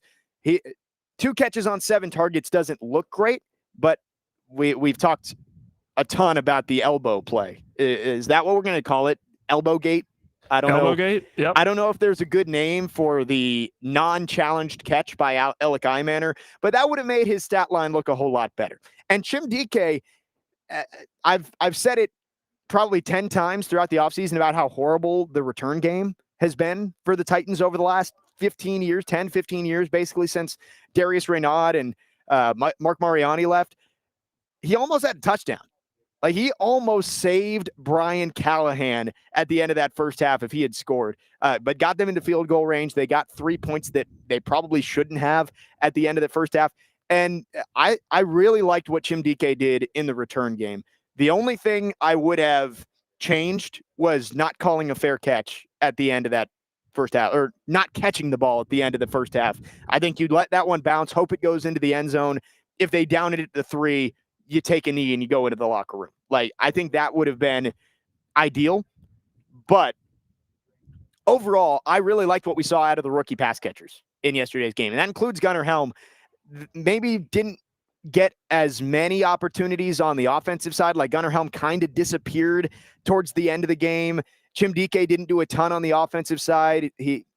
Based on Cam Ward's reaction, it looked like he didn't run his route the way that Ward wanted him to on one of those plays. But overall, I think it was encouraging from those 4th-round guys that they're going to be productive playmakers for this team.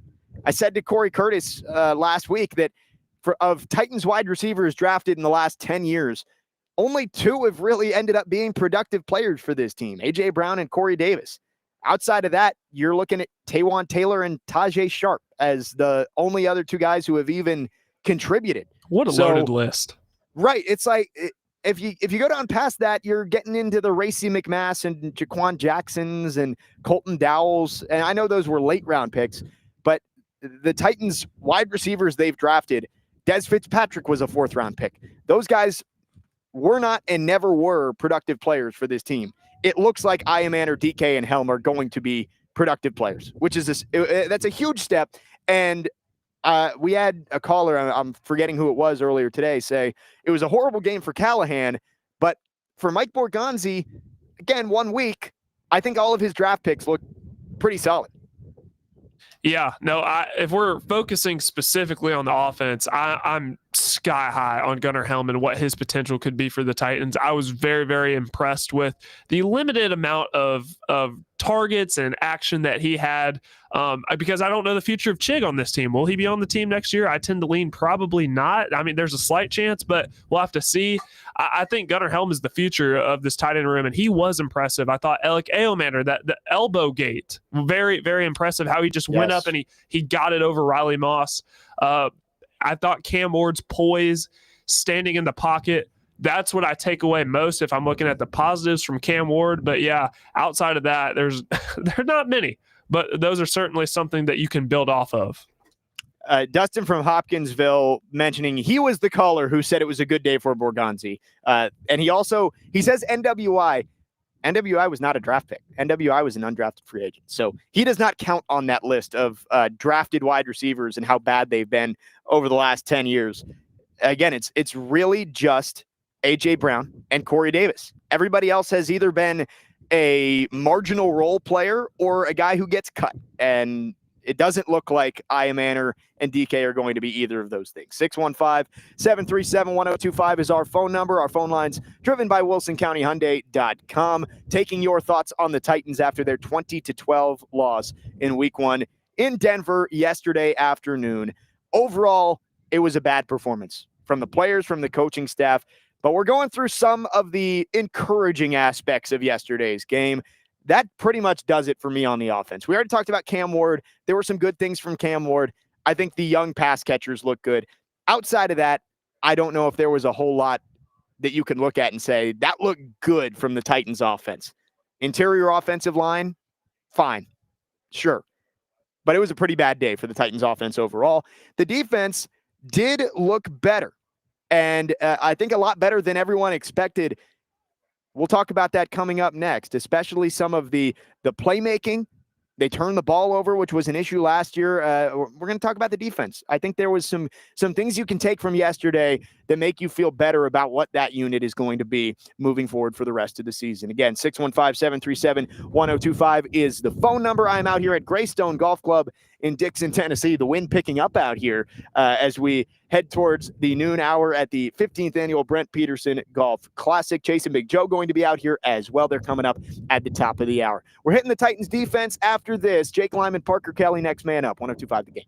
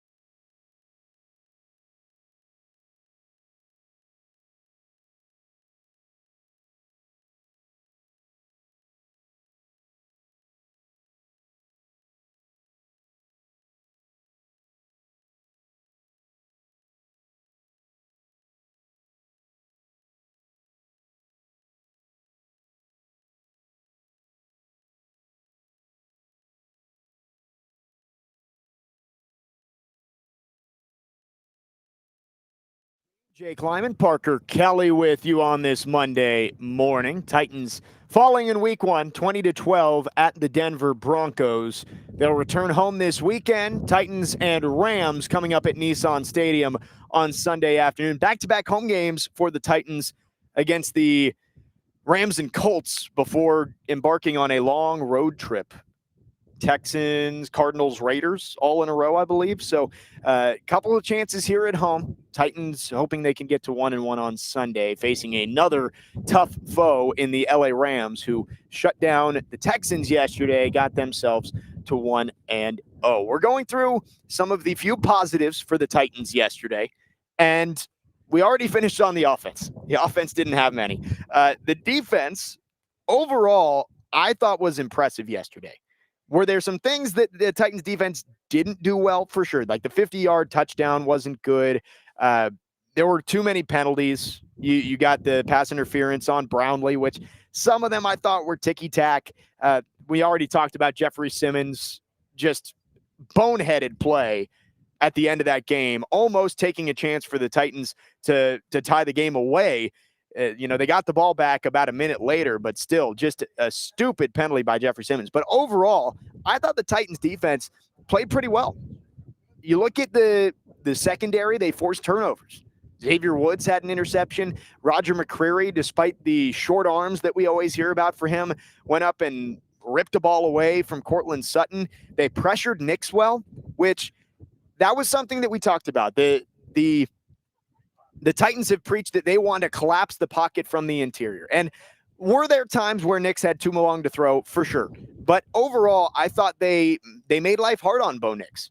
And Jeffrey Simmons, all offseason long, was saying how he's changed his body, he's lost weight, he wants to get sacks.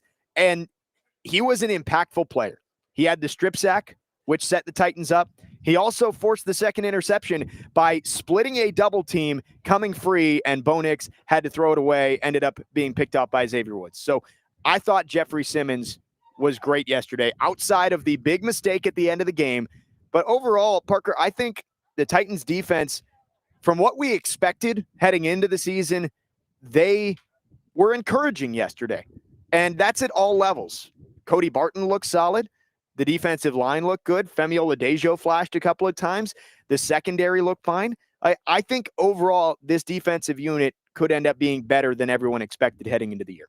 Jeffrey Simmons, you could really tell that the weight loss paid off in a good way for him. I thought the linebackers were fine as well. I didn't see as much James Williams as I thought that we might see, but we saw tons of Cedric Gray next to Cody Barton. I did think the secondary, I actually tweeted this out during the game yesterday, but I thought the secondary overall played very well. Amani Hooker, Roger McCreary, L'Jarius Sneed played good for the time that he was in there. He was on a pitch count. Outside of Jarvis Brownlee Jr., I thought the secondary played really well, but Jarvis Brownlee's got to clean up some of those penalties. He had the same issue last year. He's very physical. That's just his style of play. But he's got to clean that up. Yeah, I mean, Jarvis Brownlee Jr., I thought the two, one was defensive holding, one was pass interference. I thought those were both kind of weak. One of them was the defensive holding on the far sideline, and they said it was while the quarterback was in the pocket. And the flag came in like 5 seconds after the ball went incomplete. I'm like, if it was while the quarterback was in the pocket, throw the flag when it's actually happening. Don't wait for the ball to be incomplete and then be like, all right, now we'll throw the flag. I thought it was a little bit weak. The face mask was bad. And overall, like Brownlee, the way he plays, 3 turnovers, all of them being ones that gave the Broncos a first down. Not great for Jarvis Brownlee Jr. I agree with you on L'Jarius Sneed. I thought L'Jarius Sneed looked good when he was out there yesterday. And maybe it was just because they were throwing at him a couple of times that he was impactful. But I thought he looked like he was confident. I thought he looked like he was fast out there. But it is strange that if he was on a 20 to 25 play snap count, why waste all of those in the first quarter? Like, did that make any sense to you, Parker, to just, like, if you knew he was only going to play 20 to 25 snaps, why not get him in there at opportune times? Like, yeah, you got to get him in there early, keep him warm, but why did he not play at all in the second half? if you knew that he wasn't going to play more than 20 to 25 snaps? That is a phenomenal point, and I don't know. I don't know the answer to that. I don't know the reason why it was 20 to 25 instead of maybe 30. I don't know, but I think it was the one pass breakup on Cortland Sutton, if I'm remembering correctly, that the pass deflection that I thought was like, okay, if we can get this from L'Jarius Sneed more often, I think this will be a tremendous boost to the secondary that really kind of scared me watching them throughout training camp, because I didn't think they flashed as much as I was hoping they would. But if you can get some more of those deflections from L'Jarius Sneed as he goes along, that would be a huge boost to the secondary overall. Yeah, I mean, a good L'Jarius Sneed, and that doesn't mean all pro good, but a competent L'Jarius Sneed makes this defense look a whole lot deeper in the secondary, because Roger McCreary, who we've seen, Roger McCreary is about as steady as you can get in that secondary. Amani Hooker did have a play that really was not good. It was 3rd and 13, I think. Sutton catches this was the play that the Titans challenged, when Sutton caught the ball about 2 yards short of the sticks, and instead of wrapping up and bringing him down, he just tried to go for the hit stick. And Sutton is a big guy. He bounces off and ends up getting closer to the first down. It ended up working out for the Titans with the challenge works out, and then T'Vondre Sweat makes a huge play. But Amani Hooker, you got to tackle in that spot. You got to wrap up instead of just going with the shoulder and hoping it knocks him over. But overall, I agree. Amani Hooker was about 3 inches away from a pick six early in that game. He read Bo Nix like a book on an out route, and it went just off his fingertips. So this secondary is solid. Do have to tackle better if you're Amani Hooker. But I did want to get to that T'Vondre Sweat play. Sweat was quiet for most of this game, and I do think he was on a snap count too. We didn't see him out there consistently. But on that 4th and short, that is why you draft T'Vondre Sweat, for a play like that where it was 4th and 3 inches. They literally said that that Cortland Sutton was stopped 3 inches short of the line to gain when Brian Callahan challenged that play. And T'Vondre Sweat blew that play up and gave the ball back to the Titans offense in a huge spot. They didn't take advantage of it, but that is why you draft T'Vondre Sweat. And that was really great to see from him. And hopefully next week, when you're not at elevation and he's got a week under his belt, that he is going to start to become a consistent force on that defensive line. Yeah, I believe Adam Amin even pointed it out on the broadcast yesterday when they were getting ready to line up for that 4th and short. He's like, all right, T'Vondre Sweat, this is why he's here. And sure enough, he blew that play up from the very beginning. So that's exactly the interior of the defensive line is clearly the strength. So you rely on guys like Sebastian Joseph Day alongside Jeffrey Simmons and T'Vondre Sweat. That opens up the edge rushers to go and make some plays. I thought that opened up one play for Femi, who got a pressure on Bo Nix. I'm blanking on which quarter that was in, but he got a free rush to just go after the passer. And the more opportunities you create for guys like that, it can only help the defense. Right. And I think the edge group as thin and, I'm trying to find a better word than untalented, but the edge group, it's lackluster in terms of depth and star power. I did notice a lot of those guys making plays yesterday. I thought Draymond Jones made a great play on a 3rd and short in the red zone. And then Jihad Ward, I noticed him at one point made a play in the run. Now they weren't getting sacks, but I did think that the edge group looked, the whole looked better than the sum of its parts were better. Whatever the saying is there. I thought the edge group looked solid yesterday, considering that there really isn't Arden Key, Draymond Jones. It doesn't make you feel too great about the guys you have out there, but I thought they made some plays. The defense overall looked good, and they kept this team in the game. Were there some bad plays? Sure. The 50-yard run is the one that you look at, and J.K. Dobbins bounced one of the secondary guys like a basketball on his way to the end zone. But overall, I thought the defense played well, and that's encouraging against a Broncos offense that maybe not filled with superstars, but they were a top 10 scoring offense in the league last year. and you made it very difficult on them, forced 3 turnovers, and the defense honestly did enough to win that game. No, 100%. And I thought Quandre Diggs as well. I thought he made some big-time tackles when need be. Xavier Woods, obviously, with the interception. I even saw James Lynch make a play. So that's encouraging. They did their part for a majority of the game. It was just, okay, now the offense has to capitalize. When you get a turnover, you can't have 4 turnovers and only get 6 points out of it. Cam Ward was asked about that post-game as well, and he said, of course, he feels some sort of guilt because it's the offense's job to capitalize on those opportunities, because this is a Titans defense that did not force a lot of interceptions, a lot of turnovers really in general last year. So when you get the opportunities, you got to capitalize. Yeah, no, for sure. They were given short fields pretty consistently. You look at the 4 turnovers plus the turnover on downs at the end of that game. The defense set the offense up for success, and they just could not take advantage, whether that was sacks, whether that was running the ball into the line 3 times and kicking a field goal, or Tony Pollard's fumble.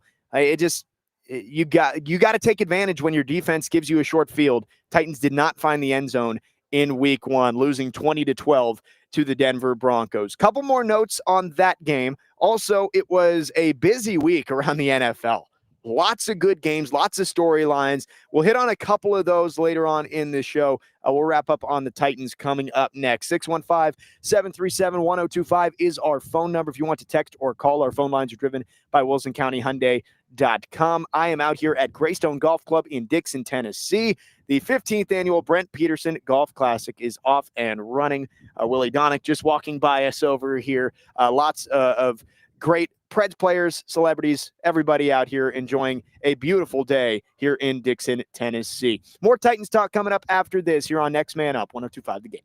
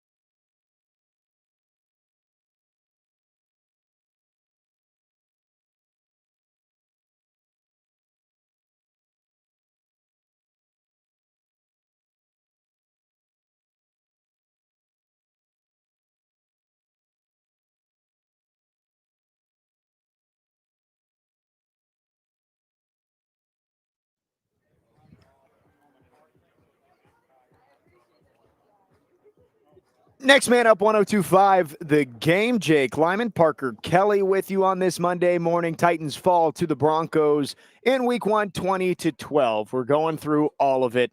You know, we spent the first hour pretty much exclusively on Brian Callahan's mistakes yesterday. There were a lot of them. Talked about Cam Ward and a lot of the issues on the offensive side of the ball. But there were some good things. We're going through those now. I'm out here at Greystone Golf Club in Dixon, Tennessee for the Brent Peterson Golf Classic, benefiting the Preds Foundation and the Peterson Foundation for Parkinson's. Great event out here. I can see Nash is now walking around out on the golf course. So great event out here at the golf club. And again, a gorgeous day. We talked offense. We talked defense. I thought the special teams was really good.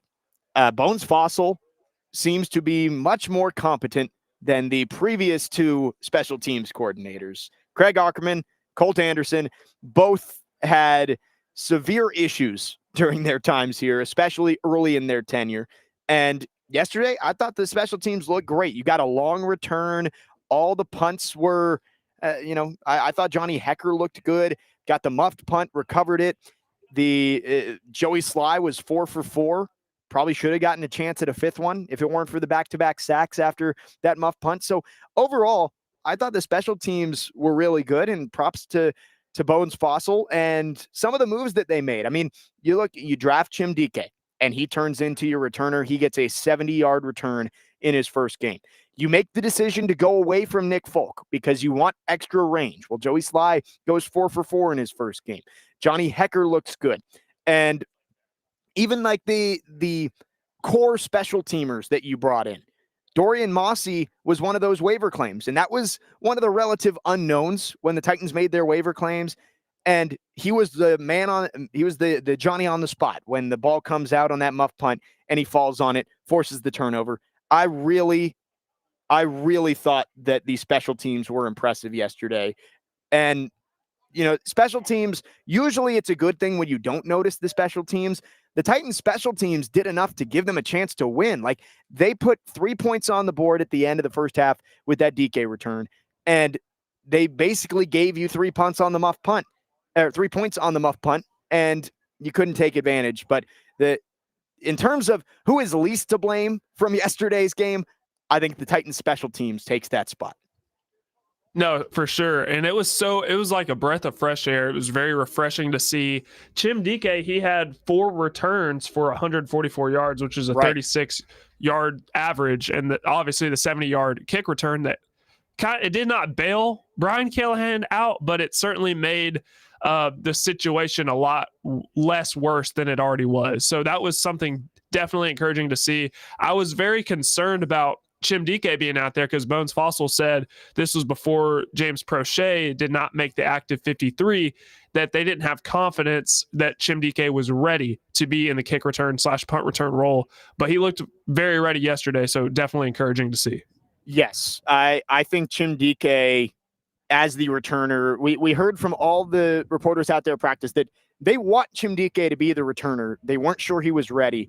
He came out, and that has to build some confidence for the guy, that he was able to go out and have some success. I will say the kickoff rules, moving the touchback to the 35, I didn't like it.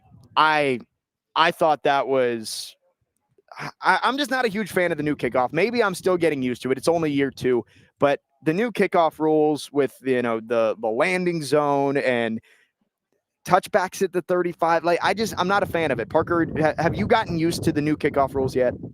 No, I don't like that they get to start the 35. I hate it. I hate it. Right.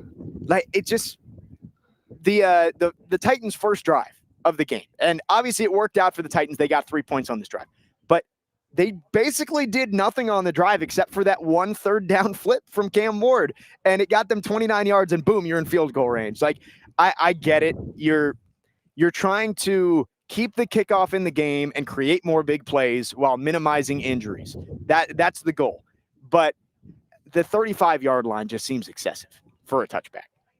It's kind of like the overtime rules in college football where you start on the 20 or the 2025 going in during overtime. It's like, who wrote these rules? Did 7-on-7 directors write the rules? I mean, it seems like too much of an advantage to start at the 35 after a kick return I still am not used to the onside or the kicking, the whole change that they made after seeing what they did in the UFL, XFL. It still is. I've not wired my brain to think that way. Yeah, I'm not a fan of it. And I see college overtime. I love the start at the 25 and go. I think the NFL should change to that. Like I love it. I think it's more exciting. But I hate that they changed it to 2-point conversions after 2 overtimes. I liked it back when it was like you had to go to 6 overtimes before you went to dueling 2-point conversions. But anyway, off topic there. Dustin from Hopkinsville says Joey Sly is a dude you take to the bar with you. Yeah, that is a big man. He looks like a linebacker. It was actually funny the other day. Joey Sly went to Virginia Tech, so I follow the Hokies football account on Twitter, and they tweeted out a happy birthday post. And I thought it was Joey Sly. You know, it's this big guy with a red beard. And I was like, I thought that was Joey Sly. No, it was one of Virginia Tech's starting defensive ends this year. I was like, man, when you're mistaking your kicker for a defensive end, that's when you know that you've got yourself a pretty big dude playing kicker for you. He is not.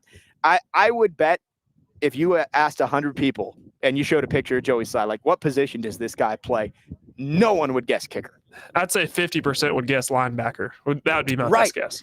Yeah, like I mean, it was Ben Bell on Virginia Tech. He's a college defensive end, but yeah, I would say most people would say, yeah, that's a linebacker out there. Joey Sly, he looked good. He did. I mean, there was no doubt on any of those field goals. I think any nerves that you had about the kicking situation, because obviously it wasn't ideal to get rid of Nick Folk, who led the NFL in field goal percentage over the last 2 years. Like you usually don't get rid of that guy, but it seems like Bones Fossil and the front office seemed to know what they were doing when they made that decision to bring in Joey Sly, who didn't have a great field goal percentage last year, but he's a guy who expands that range. And I thought it was funny when Cam Ward did take that second sack after the muff punt. They were at I think they were at their own 49, which would have been a 68-yard field goal. Bones Fossil did say 68 was within range. I was a little surprised they didn't go for it there. Maybe it was a little bit too early. You didn't want to give the Broncos field position, but I thought maybe there was a chance they were going to send Joey Sly out for a 68-yarder in the thin air up there in Denver. Yeah, would you have been surprised? Because it seems like the range for these kickers is going back and back. Little from the Jags making a 70-yarder in the preseason. Chris Boswell kicked a 60-yarder to beat the Jets yesterday for the Steelers. So it seems like the range is going back, and especially when you consider the altitude. I mean, it's not out of the realm of possibility, that's for sure. Yeah, I thought there was a chance, but that one, you know, it was early enough in the game that if he missed it, you were giving the Broncos the ball basically in field goal range for them. So I understand why they didn't do it, but I thought there was a chance when I saw they were at their own 49. I'm like, 51 plus 17, 68. That's what Bones Fossil said the range was for Joey Sly. 615-737-1025 is our phone number. If you have any final thoughts on the Titans here, we're with you till the top of the hour. Chase and Big Joe getting ready to start their show up at noon out here in Dixon, Tennessee at the Brent Peterson Golf Classic, benefiting the Preds Foundation and the Peterson Foundation for Parkinson's. To wrap up the show, want to go around the NFL a little bit. There were some other storylines outside of Denver yesterday that I wanted to hit on. We'll do that coming up next. Jake Lyman, Parker Kelly, next man up here on 102.5 The Game.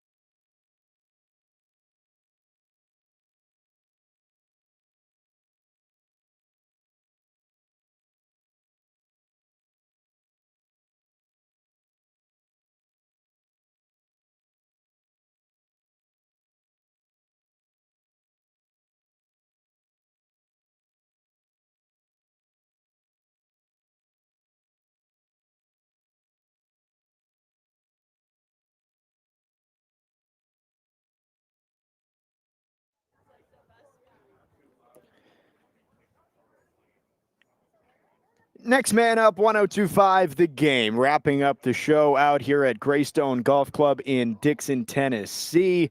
Preds Foundation Golf Tournament, the Brent Peterson Golf Classic. Excited to be out here. Chasing Big Joe coming up right after us here on 102.5 The Game. We've talked plenty of Titans, and there will be more to get into with the Titans throughout the week. But there were other games in the NFL yesterday. I had some thoughts, and we'll dive more into these tomorrow on the show. But let's start with Mike Vrabel, the Patriots. Mike Vrabel, the savior of the franchise, comes in. Home game against the Raiders week 1. Feel like that should be a win. Nope. Patriots lose at home to the Las Vegas Raiders. Parker, are we ready to have the conversation that Mike Vrabel may not be the greatest coach of all time? Are you kidding me? He's not the greatest coach of all time? Are you breaking the news live on air? I know. Breaking news here. Mike Vrabel not going to turn the 4-13 Patriots around in one season. Who knew? I think they were favored in like 11 games out of the 17 this year, which was just absolutely mind-boggling to me. Yeah, I mean, they won the offseason, but did not win in week 1. They lose at home to the Raiders. Staying in the division here, the Jaguars and Colts both look good. And again, against bad opponents, because the Panthers, not a very good team. That game was in Jacksonville. And the Dolphins are horrible. I mean, no team looked worse yesterday than the Miami Dolphins. Am I right in saying that? Well, they scored 8 points, so that is less than what the Titans scored yesterday. If you want to talk about a coach that's on the hot seat, we're talking about him right now. That's Mike McDaniel. Yeah, I mean, Mike McDaniel and Tua Tagovailoa, those guys might not want to buy any new houses. They might want to start checking the real estate market in other places, because I don't think they're going to be there that long. Dolphins looked horrible. And who would have thought the Colts and Jags tied at the top of the AFC South after week 1, Titans and Texans both losing. The Bengals. What is with the Bengals and the slow starts every single year? I mean, last year they lost to the Patriots in week 1. And again, the Patriots weren't very good last year. This year, the Browns, who outside of the Saints, I think the Browns were widely regarded as maybe the worst team in the league. It's the Browns and the Saints. And if it wasn't for, is it Andre Schmidt? Is that how you pronounce his name? It's spelled like SZMYT, something like that. Yeah. But he, missed 2 field goals, and the Bengals were able to escape with the win. Joe Flacco having a pass tipped and intercepted at the very end. Burrow got sacked on 3 straight plays at one point. 2 of them went to Myles Garrett. So not a good day for the Bengals, but they do escape with the win. Who would have thought that the Bengals would be getting bailed out by their defense in week 1? I don't know. But yeah, the 3 straight sacks. I mean, the offensive line's trying to get him killed, but they had 7 yards of offense in the second half. 7. And they still somehow won on the back of their defense, which everybody questioned heading into because they had the whole ordeal with Shamar Stewart, Trey Hendrickson.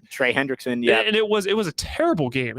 I don't feel great about the Bengals after seeing what they did last night, but the difference is they won. And I think Zach Taylor previous was 1-12 in the first 2 weeks of the regular season as the Cincinnati Bengals head coach. At least they won, but my gosh, it was ugly. Right. They got out with a win, but didn't look good doing it. Dustin from Hopkinsville says their slow starts are because they lost Brian Callahan. Maybe that's why. One more thing I had on the games yesterday. The Saints are a horrible team. But the only thing that may be worse than the players on the field were the jerseys they were wearing yesterday. Oh, my God, they were horrible. Did you see these, Parker? I chose not to acknowledge, but yes, I did see. The gold uniforms with the black helmets. Like, the Saints have such a – I love the black and gold. I think it looks good. I think the Vandy uniforms are very clean. It's the same colors, basically. Why are we going gold jerseys and black helmets? That was – They were horrible. And to be fair to the Saints, they did have a chance to go tie that game late. So the Saints maybe overperformed expectations on the field yesterday. But, man, those uniforms, they were horrible. So Saints lost to the Cardinals. I missed one, too. Jets and Steelers. What a game yesterday. Who would have thought that one was going to be a shootout? Are their offenses good or are the defenses both horrible is my question. Aaron Rodgers for 4 touchdowns against his former team. He had the quote after the game of, "I'm happy to beat anybody associated with the New York Jets." That was a fun game to watch. I thought Justin Fields looked competent, which is a good sign for the Steelers moving forward. But what a game there. 34-32, I think, was the final. Aaron Rodgers able to get the Steelers to 1-0 in a shootout between 2 offenses that I really didn't think were going to be all that good. That game had no business being as good as it was, but it was phenomenal. It Right. delivered. Justin Fields, I thought he really looked like he developed over the offseason as a passer, which was great to see. Aaron Glenn, their their head coach, who was the defensive coordinator last year with the Lions, he loves to run a lot of man coverage, and the Steelers utilized a lot of route concepts that were good for beating man, and Aaron Rodgers could still throw the football. I loved his post-game interview as much as I loved the game. It was awesome.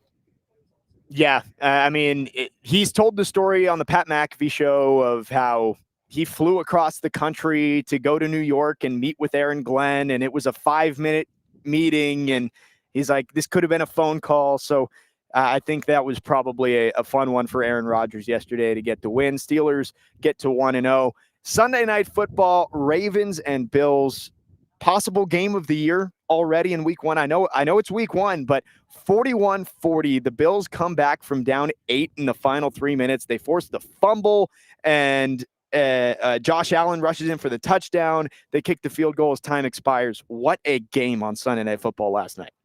Yeah, no, that one certainly lived up to the billing, and Josh Allen, just Superman. The last 4 minutes of the game, scoring 16 straight points. It looked like the Ravens had him in a chokehold, and I don't know why, but this just always seems to happen with the Baltimore Ravens. I think they have one of the most talented rosters, if not the most talented in the NFL. Derrick Henry's still 31, and he's doing what he's doing. DeAndre Hopkins had the one-handed catch for a touchdown, and yet they just still find ways to lose these big-time games. I don't know what the problem is. Yeah, it was when you get Ravens-Bills or Bills-Chiefs or Chiefs-Ravens, those games always seem to live up to the billing. That one was no exception. Came down to the wire. Bills get the win at home. They are 1-0. I believe the Ravens have another tough one coming up. They play the Chiefs somewhat soon. I know we get Chiefs-Eagles next week, so that'll be fun. Commanders-Packers on Thursday Night Football this week. Tonight, Vikings and Bears. We'll get to see J.J. McCarthy in a real NFL game for the first time. Caleb Williams in year 2, now under Ben Johnson. So excited for that one. That one coming up later on tonight. Nick and Franklin on our text line asks, is there any update on the injuries to J.C. Latham or T'Vondre Sweat? Brian Callahan going to speak in about 30 minutes, so we should get some updates on injuries coming out of that game and much more coming up in 30 minutes. We said it at the beginning of the show, Parker, but Brian Callahan would be well served to lead with the "I didn't know the rules" statement before he gets asked a question. But if he doesn't, it's going to be the first question of, how do you not know that an elbow equals 2 feet? Let's just hope he doesn't double down on it yesterday, or today, like he did yesterday, because I saw the tweet from Paul Kaharski putting out Brian Callahan said this post game, but actually here's what the rule says. And Brian Callahan was clearly wrong. So I don't have a doubt that that's going to be the first question asked. So we'll see how he responds. Right. No. So I think Callahan should just opening statement with, I was confused, and, the replay department told me not to challenge it. Some sort of explanation, because there really is no explanation. It's inexcusable for an NFL head coach not to know the rules and it to cost you a first down. But he's got to explain himself. And if he doesn't do it off the bat, somebody's asking the question. So that's coming up in about 30 minutes. Again, Chase and Big Joe are coming up right after us. Tomorrow on the show, we're going to get much more into the NFL storylines. We went rapid fire around here today, but I want to know some of these storylines. Is week 1 a liar, or is this something we actually will see moving forward? We'll do that tomorrow, and much more on the Titans as they get ready for their week 2 matchup with the Los Angeles Rams. Been a fun day out here, fun show, reacting to the Titans' loss to the Broncos yesterday out here at the Brent Peterson Classic here at Greystone Golf Club in Dixon, Tennessee. Chase and Big Joe are going to be out here as well. Make sure you stay tuned right here for all your Titans reaction here on this Reaction Monday. For Parker Kelly, I am Jake Lyman. Signing off.